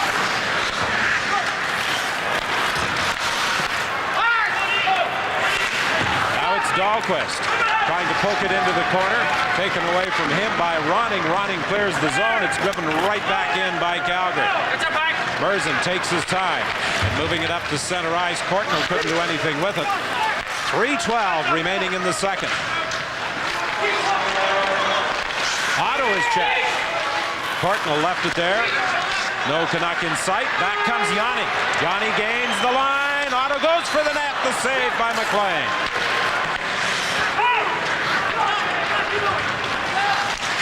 Linden is checked at center ice. The puck comes free to Yanni. Otto almost had it stolen by Courtnall.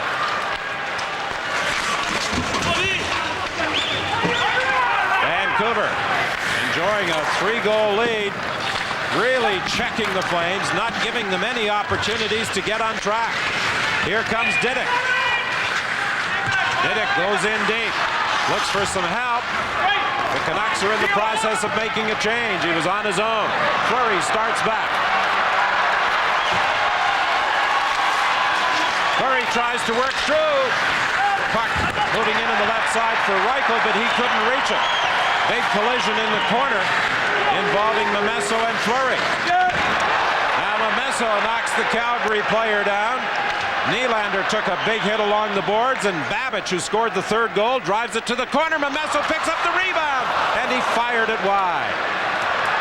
Nieuwendyk starts back. Babbage trying to catch him. Babbage cuts him off. Excellent job by veteran Dave Babbage in getting back in the play. Well, Vancouver's defense have really impressed me so far this evening. They're keeping Calgary to the outside. You get a guy like Nieuwendyk that has a great head of speed like that. Babbage played him perfectly, took him into the boards. Al McInnes being pressured in his own zone by Jelena. Now Jelena goes off. Nieuwendyk dumps it into the Vancouver zone, and McLean plays it up along the boards. Vancouver can't get out. Zalapsky couldn't get a shot away. He was checked from behind. Vancouver very aggressive defensively. 4 guys all around the puck. They're collapsing on Calgary and doing a great job in their own end of the rink. There's no room for the Flames to move. 1:05 remaining in the period. Ken Daniels, what have we got in the second intermission? Well, Don, one of those members of the Vancouver Canucks who are playing well defensively is Jeff Brown, and he'll join me in our studio as well. We'll wrap up what's happened elsewhere tonight in the NHL and have a Hockey Night in Canada post-game report from the Boston Garden, where the Habs have evened their series with the Bruins. Well, Theoren Fleury is going to look for a way to get his team back in the game. Good job taking the body on the much bigger Memesso. Mind you can say that about most players that Fleury would hit. You see Jelena come in right afterwards on Michael Nylander. The reason for that, as much as they want to take the body, is Fleury has put a hit that gives his team a little bit of momentum. Jelena's right there, and he says, geez, I can equalize that. I'm going to take my man. He did, and all of a sudden everybody gets up together and you go on about your business. Now this game, Don, I think is much more important to the Vancouver Canucks than it is to the Calgary Flames. Not to underestimate the importance of any game in the playoffs, but if Vancouver were to be in this situation now, after coming into the playoffs with not a lot of momentum, to have all the statistical evidence stacked against them, I would suggest that it would be another reason for them to lose confidence. But already after a minute short of 2 periods, they can start to say, hey, you know what? We got a chance to win this thing the longer we stretch it out. And that starts to become dangerous when you're a Calgary Flame. Courtnall tried to feed Craven, who was driving for the net. Craven has taken most of the key faceoffs for Vancouver, and he's done a fine job. Here's Fleury. Fleury goes rink wide. Roberts tried to one-time it, and he fired it wide. Lead pass now for Bure. Bure coming in against McInnes, and McInnes strips him of the puck. Fleury leaves it for Roberts. Over to Nieuwendyk. Nieuwendyk centered it. Roberts was tied up. Good job by Ojic of getting back into the play. Burry is taken in against the end boards by Zalapski. Still manages to come up with the puck. Now he loses it to Nieuwendyk. Nieuwendyk trying to center. Checked at the side of the net. Robert steps into Burry, and he's going to get a penalty. Boy, this is a tough penalty to take. Gary Roberts went to hit Burry, and Burry got him right in the yap. Now remember, Roberts was run over twice earlier on by Merzen. He was slow getting up at the side of the crease 20 seconds ago. And now, at the very least, he's going to find himself in the penalty box.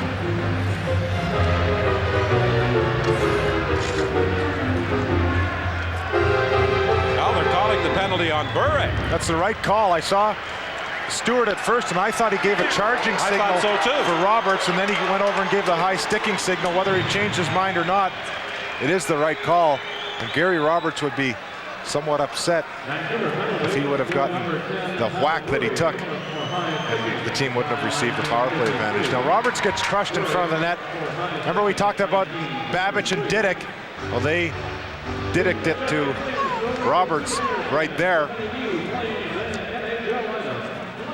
And then watch this, Burry gets a high stick up right here as Roberts goes to hit him. He really gets raked. And he's looking for the penalty right away. Well, Burry did get the call. But it looked as though Stewart initially called charging. Oh, I'm certain that he did.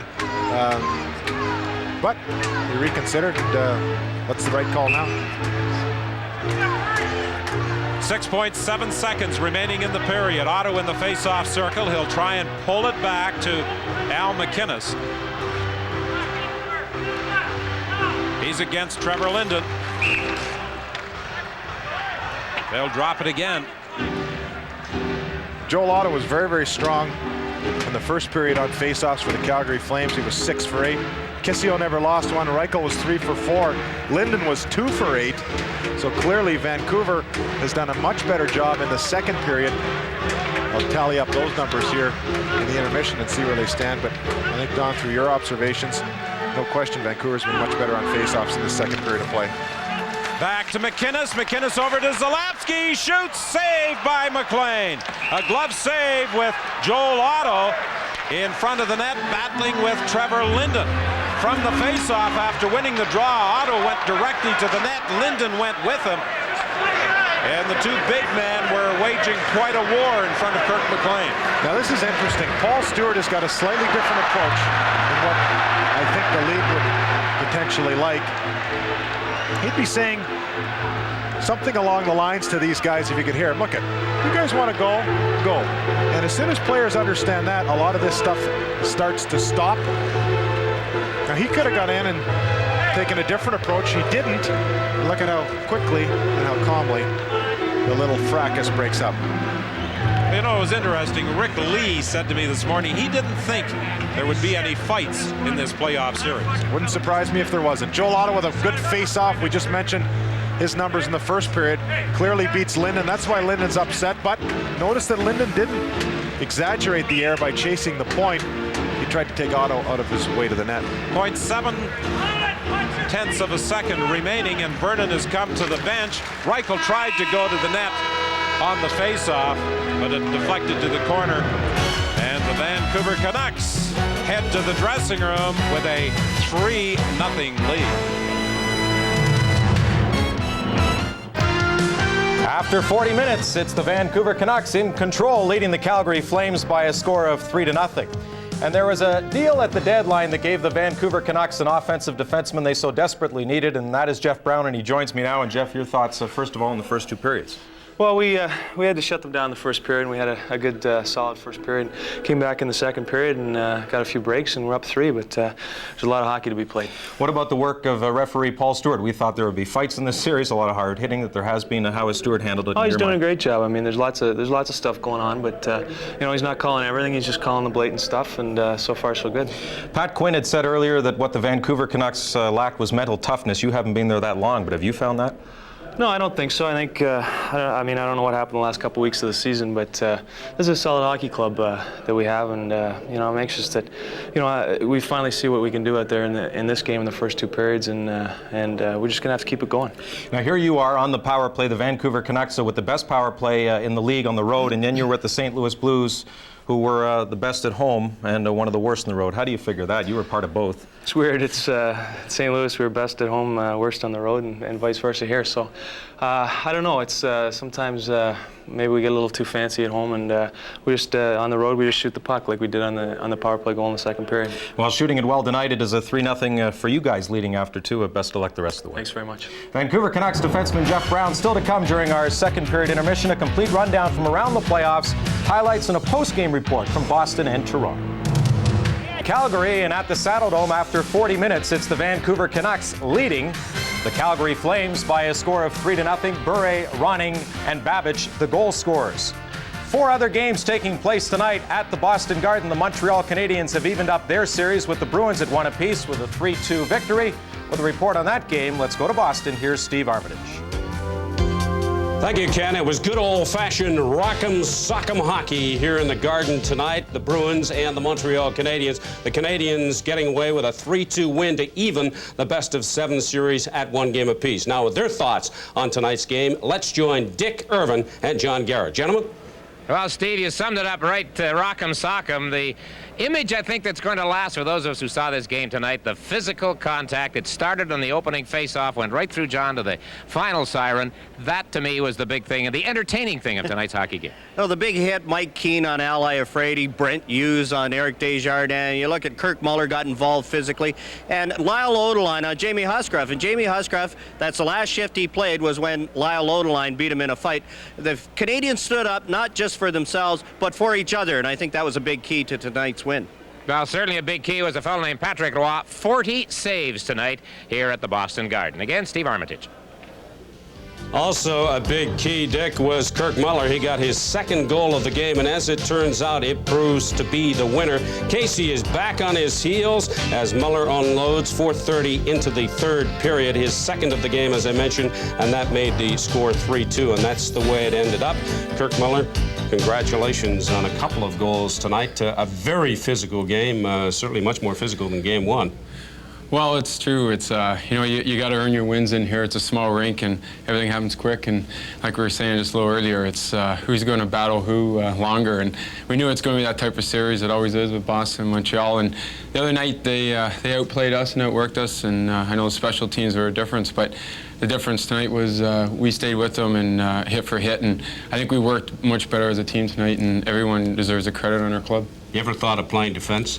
You're a little slim along the blue line. No, we, it's nice, that I guess that's why we're lucky that we have a couple extra defense there that we can fill them in, and they rose to the occasion with Snides out tonight, and they did a great job. Congratulations on a great game. Thank you. Montreal Canadiens 3-2 winners over the Boston Bruins. That evens the series at 1. Now let's go back to the Saddledome in Calgary and join Ken Daniels as the Montreal Canadiens celebrate a 3-2 win over the Bruins here in Boston.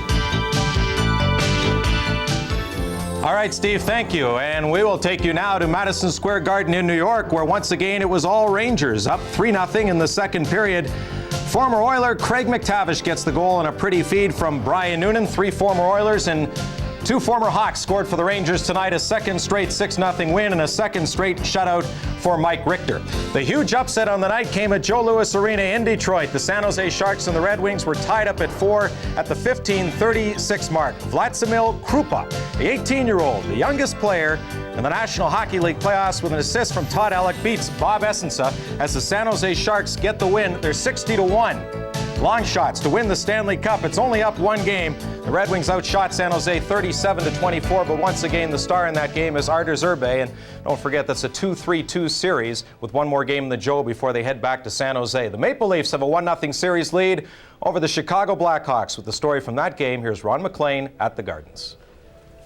Thank you, Ken. As you've mentioned, the Toronto Maple Leafs grab Game 1 versus Chicago, 5-1 the final. The Leafs have Game 2 on home ice Wednesday night. The 3 stars, number 1, Doug Gilmour, number 2, Felix Potvin with 27 saves. Gilmour had 2 points. And the number 3 star, is the man you see on your screen, Kent Manderville. Good Western boy, would be glad to be a part of Canucks Calgary, but I'm sure just as glad to be a part of a Toronto victory. Congratulations. Tell me about the game. Well, it was a tough one, as we know, as we came out, and I think we really got a good jump on them. They came out a little flat, and we didn't play very well near the end, the last part of the game. We got outshot there, 14-4 in the third, but it was a tough game. I don't think the score was really a good indication. Well done. You don't want to give the Chicago Blackhawks anything to think about. Down the stretch, there was some worry about Toronto's play, but your line wasn't a part of that. Mike Eastwood, yourself, and Ken McRae. Tell me about, they call it Toronto's skyline because of the height. Well, It's great playing with those two guys. Kenny McRae got called up late from St. John's, and he's a big spark plug out there. He gives a lot of life and takes the body tremendously well. And I think Easty and I really had to pick up our game to stay with them. And it's been an okay unit so far, and we've played down in St. John's, so we know each other somewhat. Congratulations on a goal, shorthanded effort. Let's have a look at it and tell me what happened. Well, it was kind of a slow developing play here. Bob Rouse had it, just gave it to me, and a lot of indecision. I just wanted to get the puck on net, and it just found its way into the net. I had a lot of shots on Belfour in our last two games in the regular season, but he's a great goalie. Just then one snuck by him. Well, 5 goals you got by him tonight, so you beat Belfour by 4. Congratulations, Kent. Thanks very much. Kent Manderville of the Maple Leafs. The Leafs grab a 1-0 series. As I say, Game 2 is 7:30 Eastern start Wednesday at Maple Leaf Gardens. Now back to the Dome and Ken Daniels. All right, Ron, and here at the Saddledome, our score is 3-0 Vancouver. Third period action is coming up next. As they battle for the puck along the boards in front of the Vancouver bench. 3-0, the Vancouver Canucks lead the Calgary Flames in this series opener. And it doesn't appear as though the Canucks are going to allow much skating room in this third period. They shut them down in the second. Here's McInnes winding up. His shot is blocked before it gets to the net. McInnes gets it again.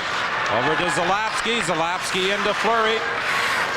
Back to McInnes. His shot is deflected high off the glass.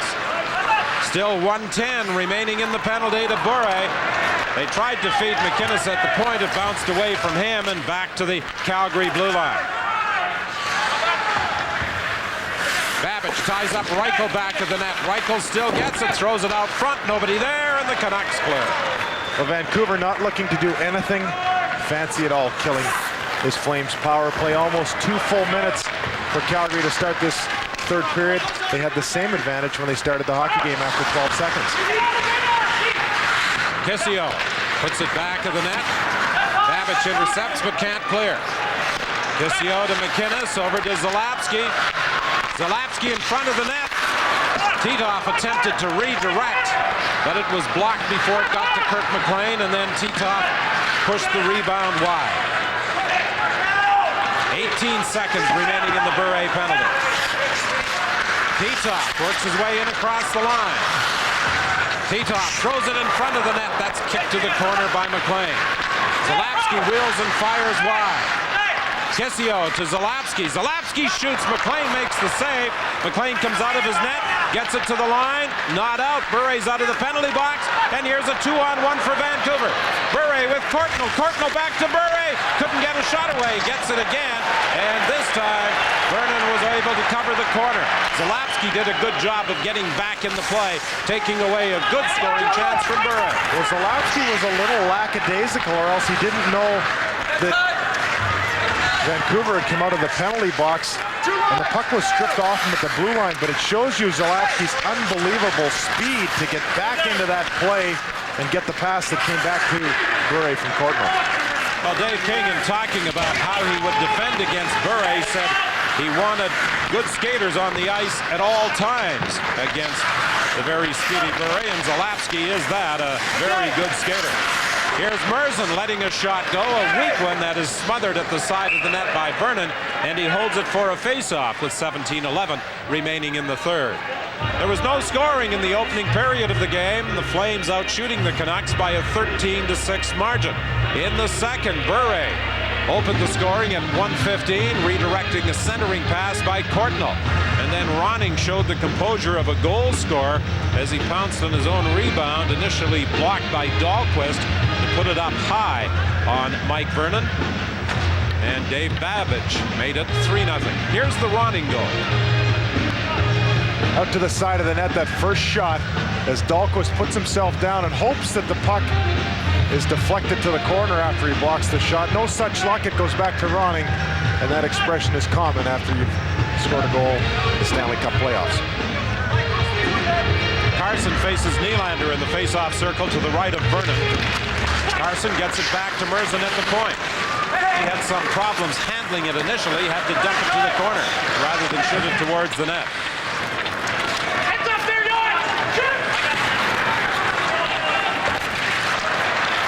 Johnny for McCarthy to Nylander. Nylander back to Cruz. A shot and a glove save by Kirk McLean. A very quick glove hand by the Vancouver backstop.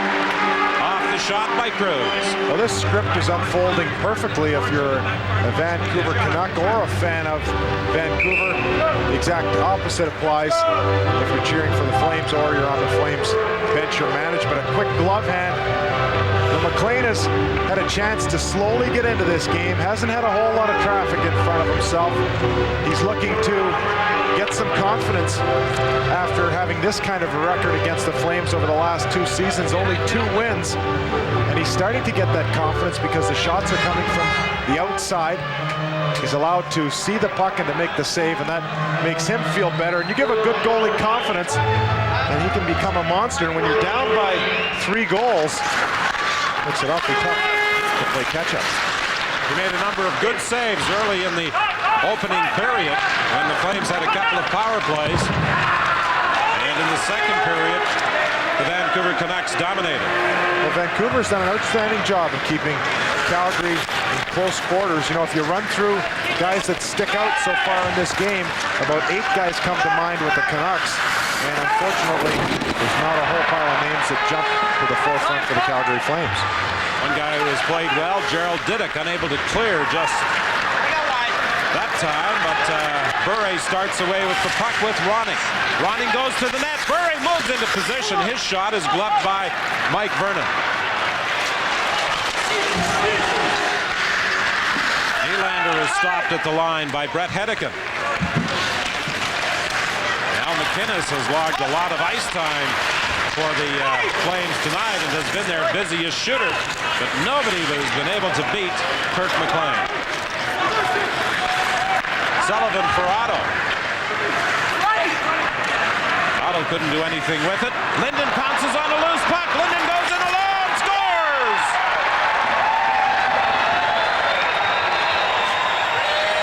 Well, just like the comments that we made regarding McLean, Linden now, who has come into this series after not having a lot of confidence with the remainder of the regular season, pounces on a puck. Look at this acceleration. He's played a strong physical game. Don, we said that if he didn't get a goal tonight, he still would have to be very pleased with his performance. Well, now he's extra happy as he keeps moving, so Vernon has to back up, and in backing up, the legs stay apart.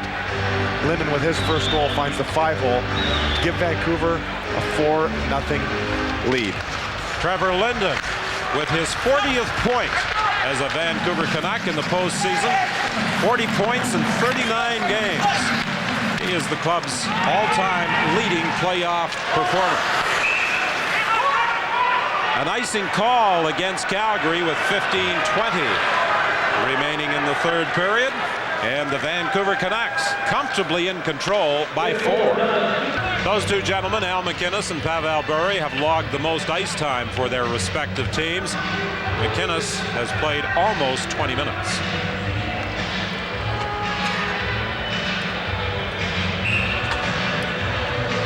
For nothing, the Vancouver Canucks lead. They would love to go home with this series at worst, even at a game apiece, or even better, up by 2. This will be another icing call. Brett Hedican has only scored 1 goal in his NHL career. That was in the final game of the 1992 season when he was a member of the St. Louis Blues. When playoff time rolls around, the brass has a little bit of spare time. Doug Risebrough on the right-hand side of your screen and assistant general manager Al Coates on the left-hand side. And these guys will slowly be getting ready for a draft because most of their work has been complete and there's no changes that can be made while the playoffs are taking place. I think the expression on those two gentlemen pretty much tells the story of the way this game has been going.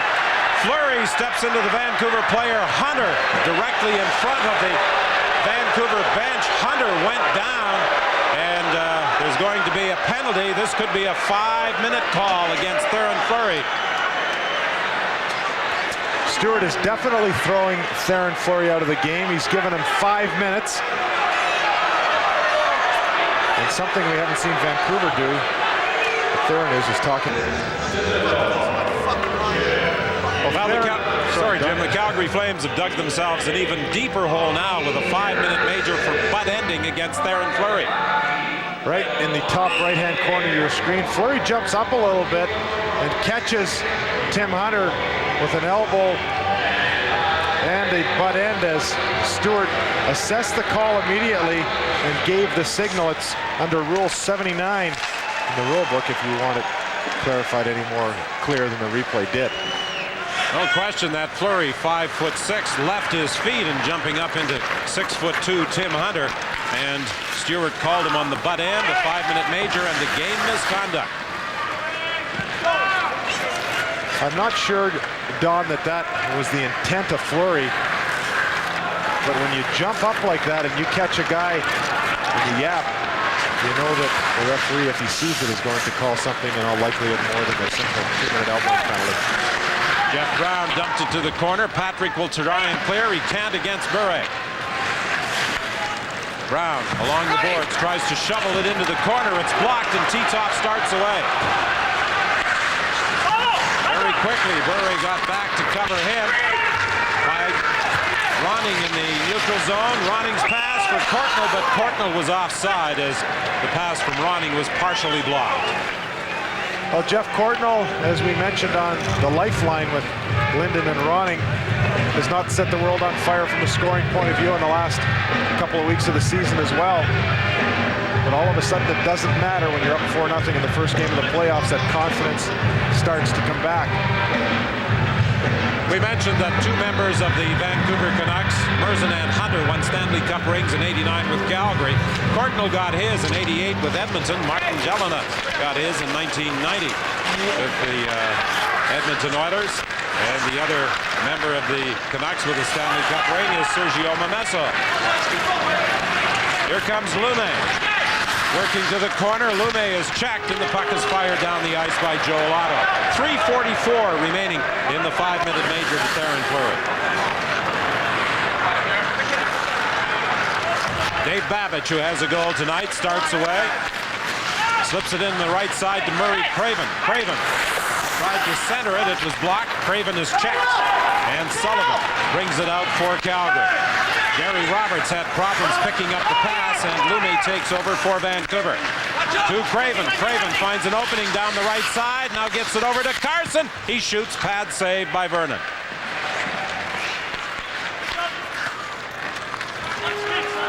Again, Sullivan will dump it down the ice for Calgary, and he goes to the bench. The Flames have killed off 2 minutes of this 5-minute major to Theoren Fleury. Now it's Ronning leading the attack. Ronning is dumped by Dahlquist. The puck goes to the corner. Back to pick it up is Cruz, and he clears. Well, if you look at this hockey game and where the wheels fell off for the Calgary Flames and Vancouver started to take control, it was in the first 12 seconds. Vancouver did a great job at killing the Flames' first power play. And one other instance comes to mind, and it's the 5-on-3 that the Flames have that Vancouver killed off. That is one that the guys will be thinking about tonight when they try to get to sleep. Bure at the side of the net. Couldn't convert the centering pass from Courtnall. Courtnall has it again. Bure goes for the net. And the pass doesn't get through. Blocked by Titov. Titov finds some room, and he clears.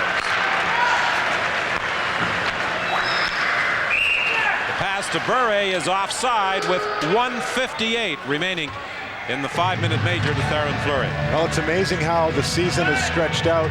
In 1942, the Toronto Maple Leafs just finished a 7-game series, and it was over in the middle of April. And of course, 11 years ago, the Calgary Flames played their last game at the old Corral. A couple of days later, they went up to Edmonton and lost in a 5-game series with the Oilers. And Edmonton that year went on to win a Stanley Cup. 1:58 remaining in the Fleury penalty. James Patrick brings it in across the line, fakes, now lets it go. Saved by McLean. Lume for Burry. Back to Lume. Flips it into the corner, picked off by Kissio. Kissio centered it. And Joel Otto couldn't get a shot away. Craven comes down the left side. Dumps it back to the net, intended for Memesso, or I should say Jelena. He was spun around.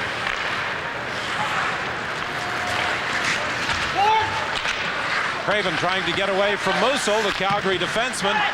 Flips it high, but not out. Burry nudges it to the corner. Craven taken in against the boards by Musil.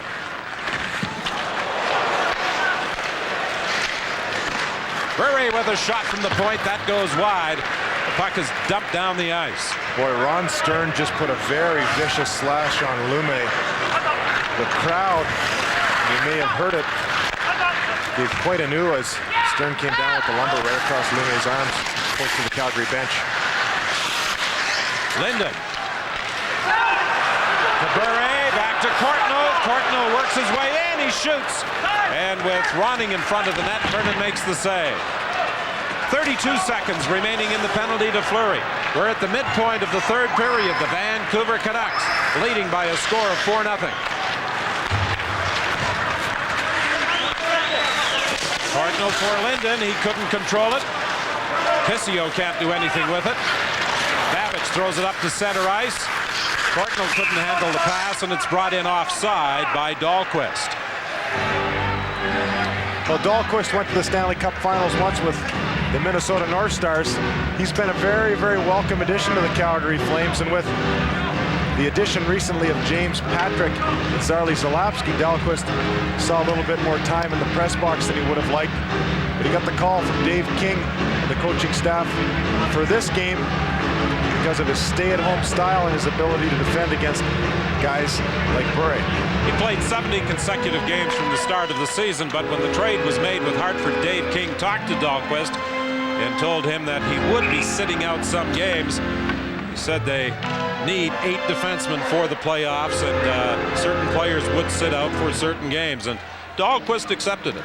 Well, that's something that you don't like to hear as a player.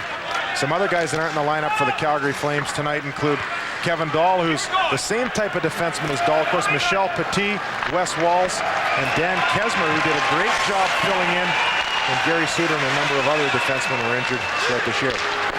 Roberts with the shot as the Flames are back at full strength. Hunter kicks it back to the net for Diddick. His sister Judy was a member of the Canadian team that won the World Women's Championship yesterday with a 6-3 win over the United States. McCarthy works to center ice. Puck is left for Nieuwendyk. Nieuwendyk dumps it to the corner. Diddick goes back after it. Diddick can't clear against Roberts. Nieuwendyk appeared to be all set to shoot, but he and Nylander got mixed up, and neither of them was able to fire the puck. Vernon way out of his net to play it down into the Vancouver zone.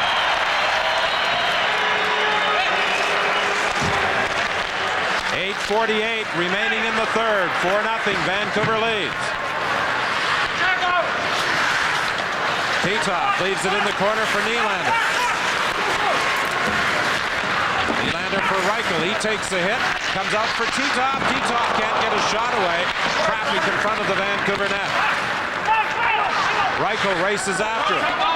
Behind the goal for Nylander. Nylander being bothered by Carson. Nylander works his way back to the point. Feeds it over for Patrick. Patrick moves into the slot area, and it's fired wide by Nylander. Ojic having some problems trying to get it out against Zalapski. Penalty coming up. Nylander has it back to the net as the whistle goes with 8:08 remaining in the third period. Jano Ojic heads to the penalty box.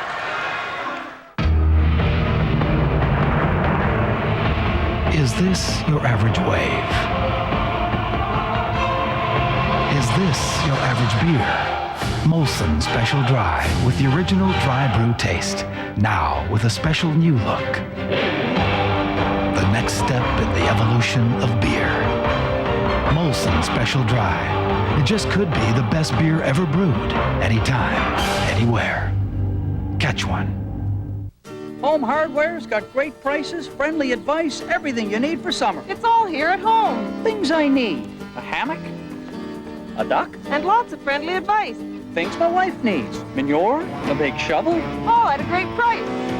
Like this 20-inch Landmark gas mower with touch control height adjusters. Any advice on how to bring this back to life? Home Hardware. Home of the handyman. Coming up tonight on Primetime News, an update on the Bosnia situation that immediately follows our game for viewers in BC, Alberta, and Saskatchewan.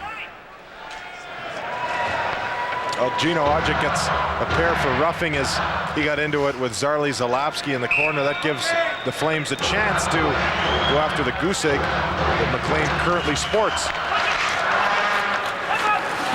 Tonight's game at the Saddledome is not a sellout. 17,764 the official attendance. McIntyre is able to clear. Now this series is very important, not only from the pride of winning, but when you look at some of the things that are coming up for these two teams. A new building in Vancouver, modifications to the Saddledome here, all sorts of things that need success on the ice. New building in Vancouver and a new contract for Pavel Bure. And they both could be about the same value. Yanni's shot, saved by McLean. Kissio goes after it in the corner. Lets the shot go, it's blocked, and it ricochets back to the line. Kissio manages to keep it onside. Now it goes to the point for Yanni. Back to Kissio. Kissio was the leading scorer for the Flames in the preseason, then he was hurt. Roberts at the side of the net.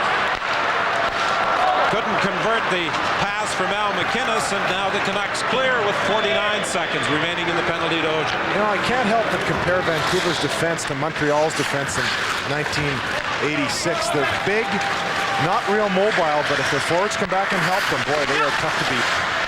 Reichel's shot is gloved and held by Kirk McLean. 34 seconds remaining on the power play. Pat Quinn said this morning in talking about his Canucks, he said, we've got some decent talent, but we have to do things well.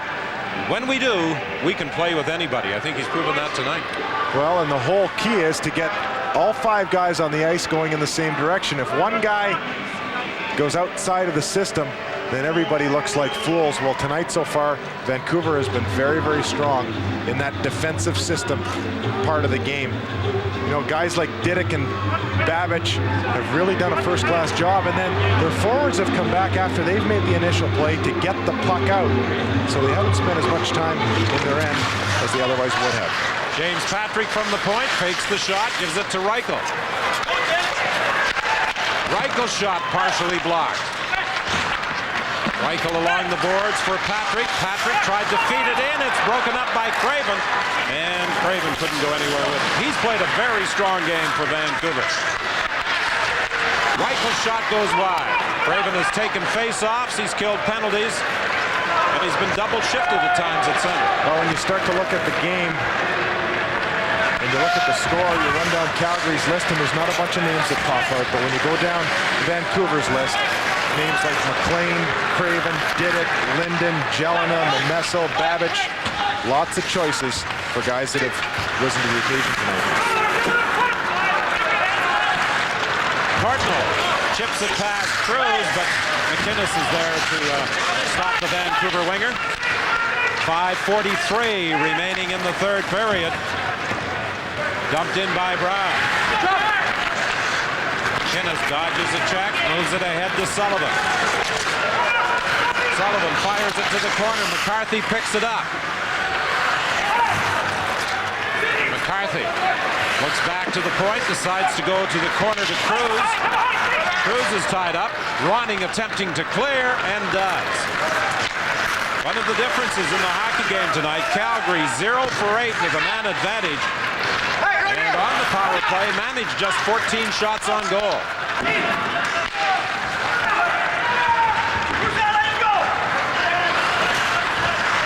At the point, Moose's shot sails wide. The other side, Dahlquist trying to keep it in. It deflects off the Vancouver player McIntyre to center ice. Now Linden gets to the line, his shot, and the save by Burnham. 4:43 remaining.